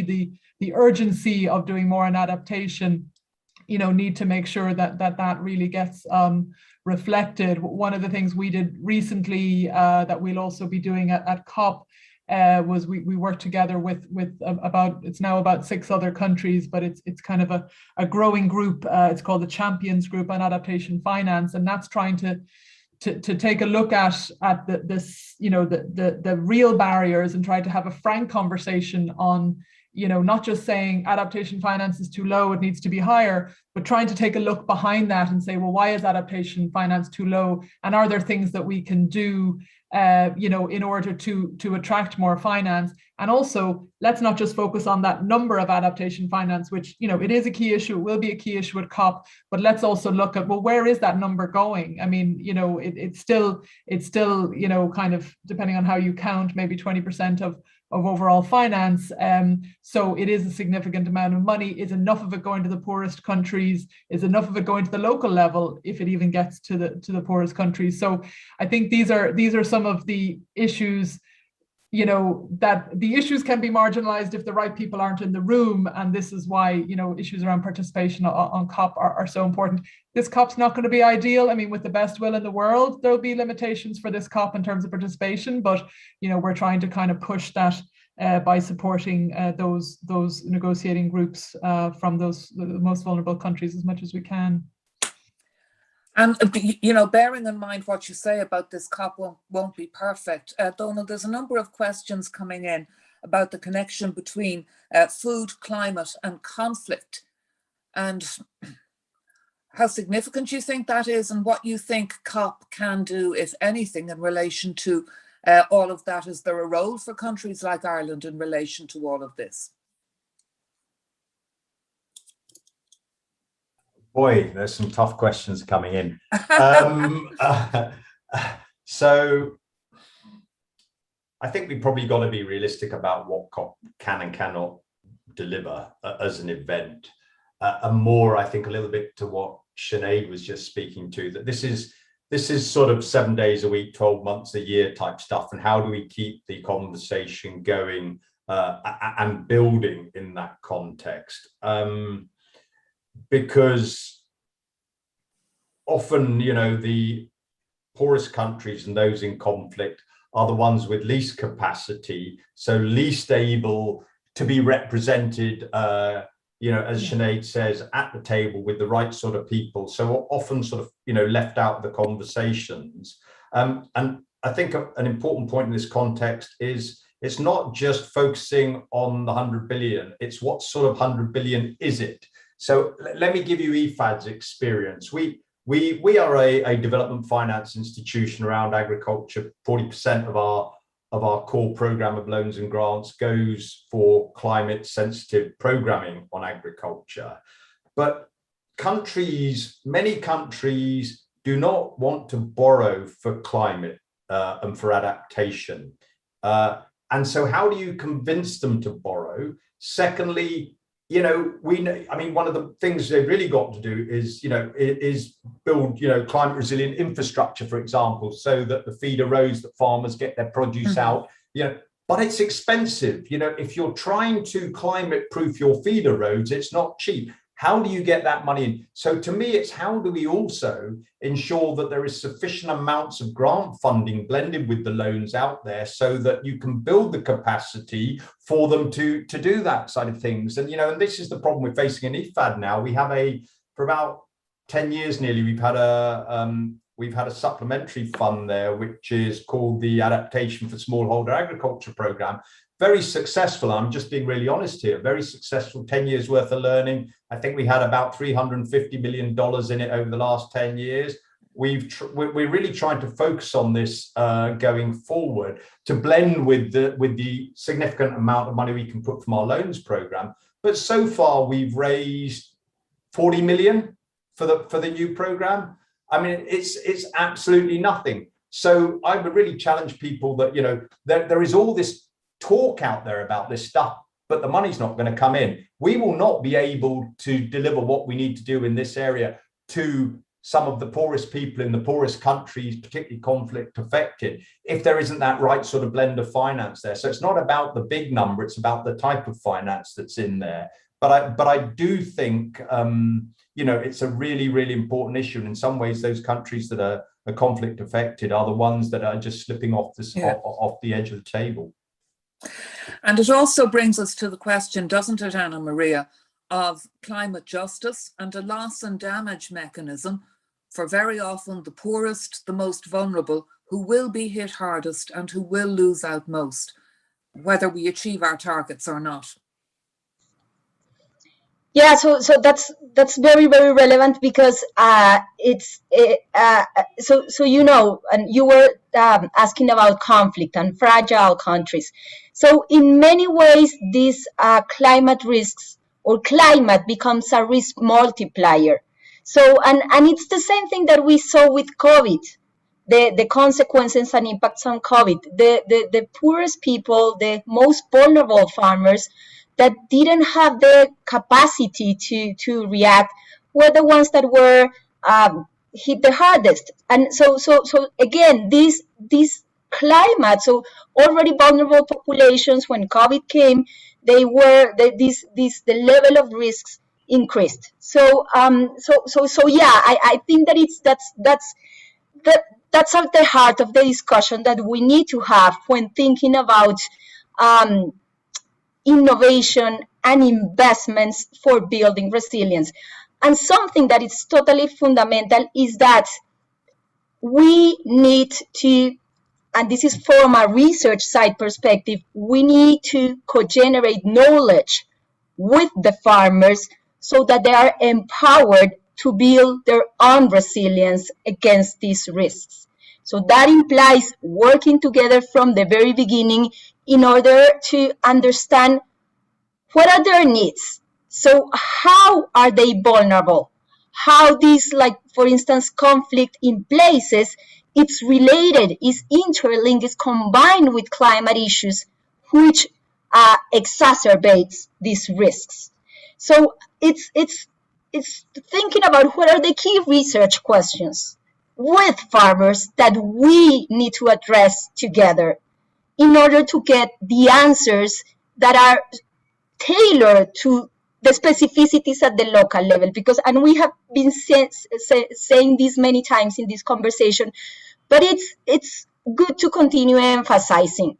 So something that could work really well in a community in Ethiopia could not work as well in Guatemala. So it is very important that we, from like the research, the generation of knowledge, we consider these local specificities. And therefore, that we can work with farmers so that they are empowered and that they have the capacity to really build their own resilience against this and these climate challenges. But again, and investments, and that's the other key questions that was said, investments need to go all the way to the local level, and communities need to have the capacity to absorb those resources so they can respond to the challenges that they are facing at the local level. And also important, bearing in mind what Maximo was saying earlier, that we don't run into the law of unintended consequences with some innovations that can actually be causing problems in other areas. I want to go back to Mark Howard in a second, but before I do, Donal, a question for you from Bobby Tvetkov. Are developing countries hesitant to take adaptation funding for fear of being roped into unfair deals? How do you build their trust? Ooh. They just keep coming. I feel like a box in the ring here, getting punched each time. No, great question. How do you build their trust? Short answer: long-term partnerships. Working. So someone like IFIAD, we've been around for 40 years. One of the things, and I'm new to IFIAD. I've been here about 3.5 years. But one of the things that's very, very different from my old employer is that I hear the whole time that IFIAD's been around through thick and thin. When the international community pushed off, you stayed around. So building that trust up, I think, is key. I'll give you an example. Like, Madagascar, for example, you know, when it had its political problems, 2013, 2014, a lot of the international community went away, international institutions, IFIAD stayed there. So I think, to me, you've got to build those long-term partnerships that are there for the long term so you can build that trust. And the second point probably is to really ensure you're getting the voices of all stakeholders included. People feel that they're being listened to and acted upon, would be two quick answers. Professor Mark Hard, to bring you in again, and I suppose the central point of COP, and these, the Paris targets and staying below 1.5 degrees. You said earlier it's doable, but given what we've learned with COVID, which was, you know, vaccine inequity around the world, it may be doable, but will we do it, do you think? Bearing in mind what we've just been hearing about the poorest, the most vulnerable, the challenges around climate justice. Yeah, look, I think that's an intensely important question, and we've just heard other speakers say it's really hard to sort of be definitive about this, because even the relatively straightforward things that we're asked to do under the Paris Agreement, we're not delivering on. So for example, we've got a huge number of countries with commitments to reduce their emissions, and do that quickly, and yet what we see across the globe is emissions continue to go up, notwithstanding the temporary reduction in COVID. And so even where the relatively straightforward things are, such as moving towards renewables, and when there's there's an increasingly strong economic case as to why we should do that, even that's hard to do, let alone some of these much more difficult and fine-grained responses, such as the climate adaptations responses we were hearing about before. So I think, as I think it was Donald who said, you can't expect too much out of a meeting like COP. I think what you can expect is essentially the clarification of the goals and where possible, agreement to core mechanisms, and those mechanisms particularly about transparency, accountability and integrity, and so that where there is progress, we actually can be reasonably confident that that's the case, but where things aren't working out, we actually start to understand about that and actually to try something different or a bit harder. But I think we just can't load too much expectations onto a 2-week meeting, and this is something, as I think Donald said, we've got to work, hour by hour, day by day, for many years to resolve, and the fact that we've haven't got that many years just makes this an even more urgent element there. One comment that I will make, and this came up I think before in relation to that question of food conflict, etc., is that many years ago, Amartya Sen sort of exploded the myth that famines were just climatically driven, and sort of demonstrated that they were fundamentally political and arising from disruptive influences, and yet for year after year after year, even though that particular myth has been exploded, it keeps on coming back like a zombie, and we I think really need to come to grips with that these issues, particularly associated with poverty and food insecurity, they're probably, if anything, more to do with our institutions and politics than they are to do with the climate and technology. So these things obviously mix together. But one of the ways which, at least potentially, we can deal with this is by systems like adaptive governance systems. That's the polycentric governance ideas, where there's an acknowledgement that knowledge of different types exists in different communities, and when that knowledge can work together in a structured way, we can actually make greater progress. And so the ideas about adaptive governance is, how can you actually get local people with local knowledge and understanding of their values and aspirations working together, but within some guidance in terms of sort of institutional arrangements, so that things don't go off the rail and we don't have corruption flourishing in that environment. And so it's how do we design top-down systems that meet bottom-up systems which respect the knowledge bases and the legitimacy of each of those different systems. And to Kayla, the role of women, critically important in coming up with some of the answers there.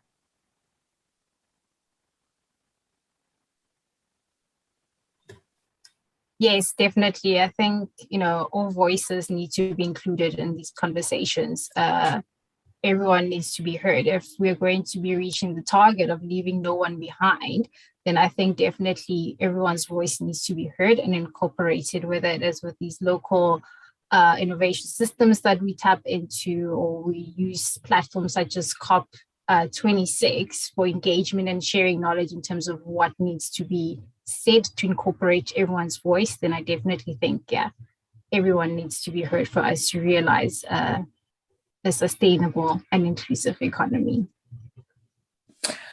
And even though, Sinead, we're up against an unforgiving time frame, and the evidence so far is that we're not doing enough quickly enough, what Mark seemed to be describing there was a kind of a patient urgency going into all of this.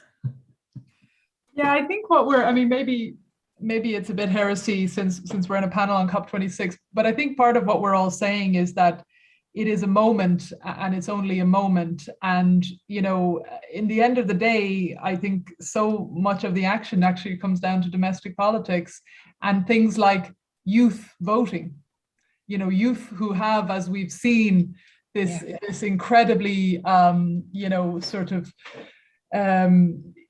this far higher level of urgency and understanding and analysis, getting youth to be really kind of participating in our democratic systems, I think is one of the most powerful things we can do. And it doesn't have climate written on it, but I think we can't underestimate that. I mean, Mark, you were talking about governance there, and why are we where we are? I mean, why did we not get the Kyoto, sort of more top-down targets and so on? I mean, we all know what happened there, and we have Paris, and many of us would like Paris to look more rigorous and so on and so forth. But it's in itself a real achievement given what we were actually sort of up against and dealing with.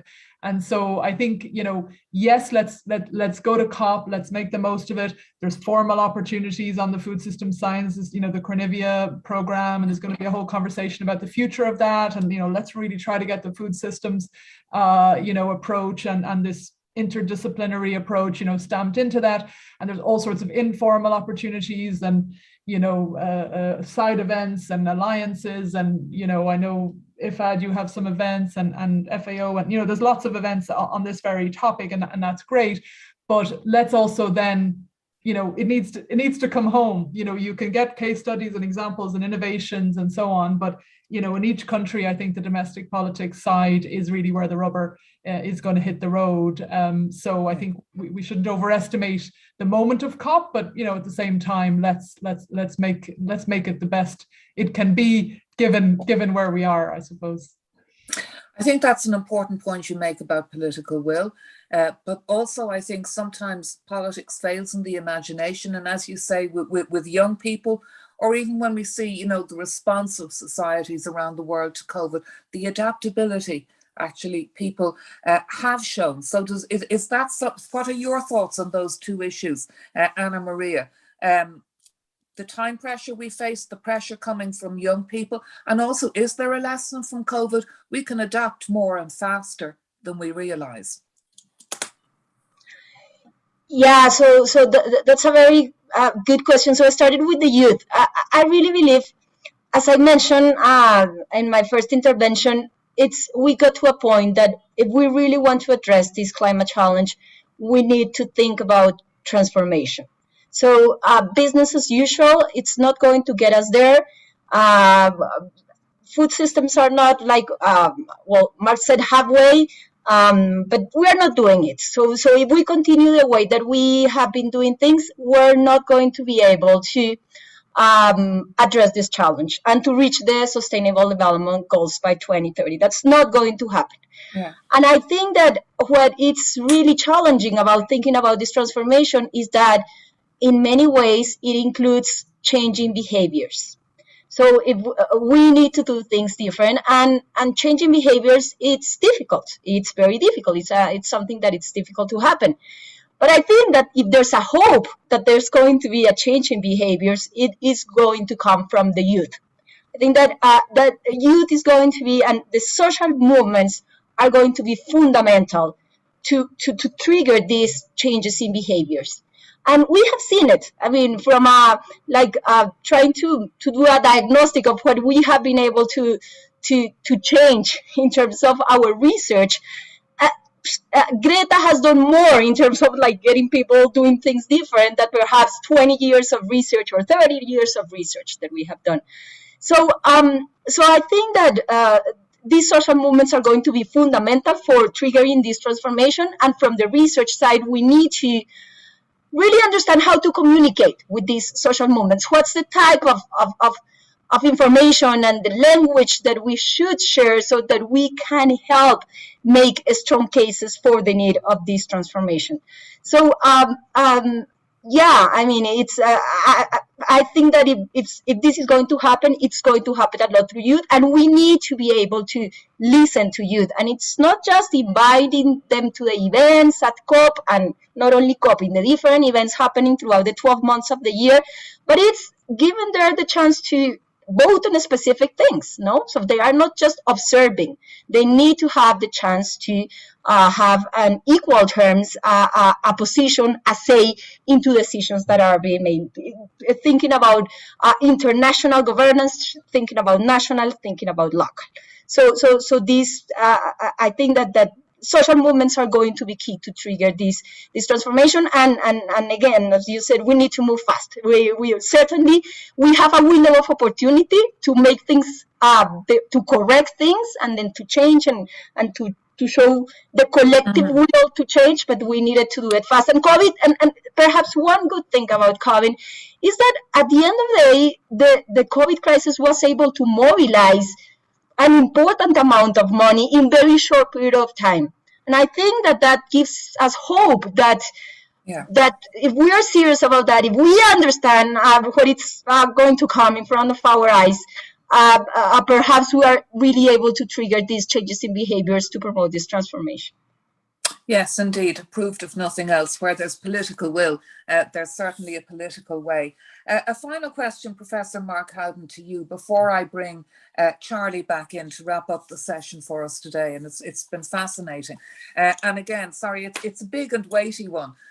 But another issue maybe that governments in particular, I'm thinking about here, and business, need to confront directly at COP. And this is the fundamental question. Is this model we have of constant economic growth compatible with meeting our goals of becoming net zero? What a good one. Yeah, look, I'll get onto that in a second, but just to revisit that COVID sort of versus climate change side of things, and what we saw with COVID, at least in many countries, was a massive behavioural change, very, very quickly. So, sort of lockdowns, mask wearing, etc. But what we didn't see was structural change. So we got the behavioural change, structural change, and Anna Maria just said behavioural change is hard, and yet we saw it in COVID. Structural change is actually a much bigger and harder thing. But if you actually look at the literature on psychology, is that people will make short-term changes in the face of risk and particularly near and present danger, and so that was what COVID was. But if you want to make long-term behavioural changes, it's much, much better to base it on opportunity. So it's that people will be better off by doing something rather than you'll be worse off if you don't do something. So that's the difference that psychology tells us there. And so the thing that we need to think about is how do we actually enter into those positive conversations, which are about opportunities, which often are, as I said before, it's not about the way things are and tinkering with at the edges. It's often about reframing things and identifying what are the way things could be. That's the opportunity. Transformative, yeah. That's right. And so then what we have to do is have the structural changes that support that. So that's the sort of institutional and political and social and cultural elements that then support that rather than hold it back. And so that's, I think, what we should have learned from COVID, is that we really need to focus on the nature of behavioural change and what drives it, and underpinning that with structural change. So self-evidently, what we've done in the period of COVID, we've actually, as governments across the world, we've put more money into fossil fuel subsidies than we have into renewables. So we've actually locked in for longer and longer the problematic economics and sectors that have been causing the stuff that we're trying to resolve at COP26. So that was because there wasn't structural change. People didn't say, let's shift the money from the problem area into the opportunity area. Now, in terms of the growth model, frankly, we got to get off the fantasy of perpetual growth. The real economics of this is, even at what sounds like a modest growth rate of 2% a year, basically have a doubling time of 36 years, which means that 36 years, it's twice as big, in 72 years, it's 4 times as big, etc. So you can't do that in a finite world, even if you have really good circular economy systems running, because there's leakage out of that circular economy. So what we have to do is you have to rethink that perpetual growth model, and we have to think about a sustainable model. And people have been talking about this for decades, but not a lot of implementation. So we just need to be very aware of what the metrics for success are, because metrics for success drive behaviour. And so what we need to have is a much more nuanced conversation which changes what we're after. What are the metrics of success? And if it gets stuck on GDP, we're pretty much doomed. And if it gets stuck on GDP at 3% growth, we're doomed even quicker. So we do need to have a much bigger conversation about, what as a species we want to achieve on this planet, and how long we want to achieve it for, because the way we're going, it just doesn't add up to a very long-term future of a prosperous humanity. Couldn't sum it up better, really. Thank you very much. My cat even jumped up on my lap in agreement with you. Thank you so much, Mark. And thank you to all our panelists in this session, which was really fascinating. Dr. Ana Maria Lober-Guerrero, Donald Brown from IFIAD, Tokelo Shai, and Sinead Wash. And wishing you all the very best in your work in the run-up to COP in the weeks and days ahead. Charlie Spillane, it's over to you now to conclude today's session. Thanks very much, Anya, and thanks so much for your able chairing of all of the very stimulating discussions that we've had today. I think it's been a really good, excellent annual IFIAD conference. We've had superb speakers from many different kind of perspectives. As a few kind of parting words, I think, one thing that struck me is, where's the sense of urgency, in a sense, the UNFCCC was born in 1992. That's 20 years ago. We've had 20 years in negotiations, and what we're expecting to see seismic transformational changes within the next decade. So there is a sense of urgency that I wonder, at least, is whether that is shared by our politicians, given the electoral cycles in which they operate, and whether they can engage in very long-term thinking like this. There's a question, I suppose, that can be put to our political leaders and at all levels is what legacy they're going to leave to future generations, and how that will be looked in the future, because the carbon clock is ticking. And I get worried about concepts like patient urgency. Okay, so that's the urgency piece is there, because once the CO2 is in the atmosphere, which it is, and it's increasing, there are no technologies really that can remove it at scale available to us right now. There might be in the future, but there's a lot of IPCC scenarios that are predicated on technologies that don't exist at scale right now. So that's one issue. The urgency piece, I think, is really important. I also wonder, it kind of comes to what Mark was just saying, is that whether we've lost an opportunity for building back better or building back greener. The COVID-19 pandemic has demonstrated that politicians and political systems and governments can act swiftly and spend money, but that scale of spending and activity, and we can also engage in very large scale societal change, which society is willing to accept. but that sense of urgency does not seem to be there with the climate change piece. So like we as a society, all of us in a sense, we're very adaptable, but I think we don't sense the sense of urgency that is necessary if we don't want future generations to be living in a much adverse world than we're in right now. Mark, I'll come to the other point, which is about incremental versus transformational changes. So Mark has been instrumental essentially in frameworks such as that. And like the idea behind incremental changes is that you tweak the efficiency of existing systems. And while that's really important and should be pursued, it also has the flip side effect of generating kind of lock in to existing systems and may preclude conversations or decisions around transformational shifts. But having said that, as Tom indicated, transformational shifts are really risky. And we also have to ask the question, where is the evidence that if we pursue any particular transformational pathway that it will deliver the benefits that we want it to deliver? So transformation, while it's easy in rhetoric, I think in reality, there are lots of inertia effects in existing systems. So there's a massive shifts that are required that are easy to talk about, but are very difficult for the actors to enact. And this really comes down to a kind of a broader thing that I've just been reflecting throughout this, is that I wonder, are we all in kind of silos, whether we're in the agri-food silo or different ministries or different disciplines, whatever. And the communication across sectors piece is really important. And I think it's incumbent upon governments to foster that communication between sectors, because if you think about it, the decarbonisation of the energy system, whether it's our transport, built environment and industry, is as important for the agriculture sector as it is for any other sector, because if that doesn't happen, agriculture will find it very difficult to deliver the food in the future. So are we too sectoralized, essentially, is a question that I think we need to, and there's a role, obviously a role, government has a major role to kind of foster that communication and working together across sectors. Then, coming on to the question of just transitions, there would be winners and losers in any transformational pathway, and indeed some of the incremental work as well.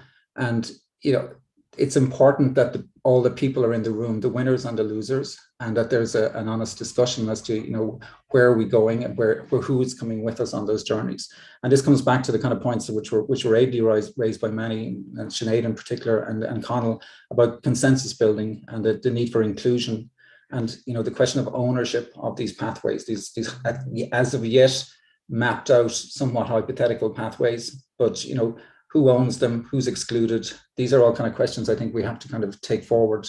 So they're just kind of some reflections, but I think it's been a really, really super set of presentations and conversations by our speakers today. Really thankful as well to all of the participants for staying with us. And we'd welcome, we see a role for IFIAD, the Irish Forum, in consensus building and trying to bring together diverse voices, because unless we do that, there'll be inaction, and time is not on our side. So at that, I'll kind of wrap things up and say thank you to all of you. And thanks again to the Minister for coming.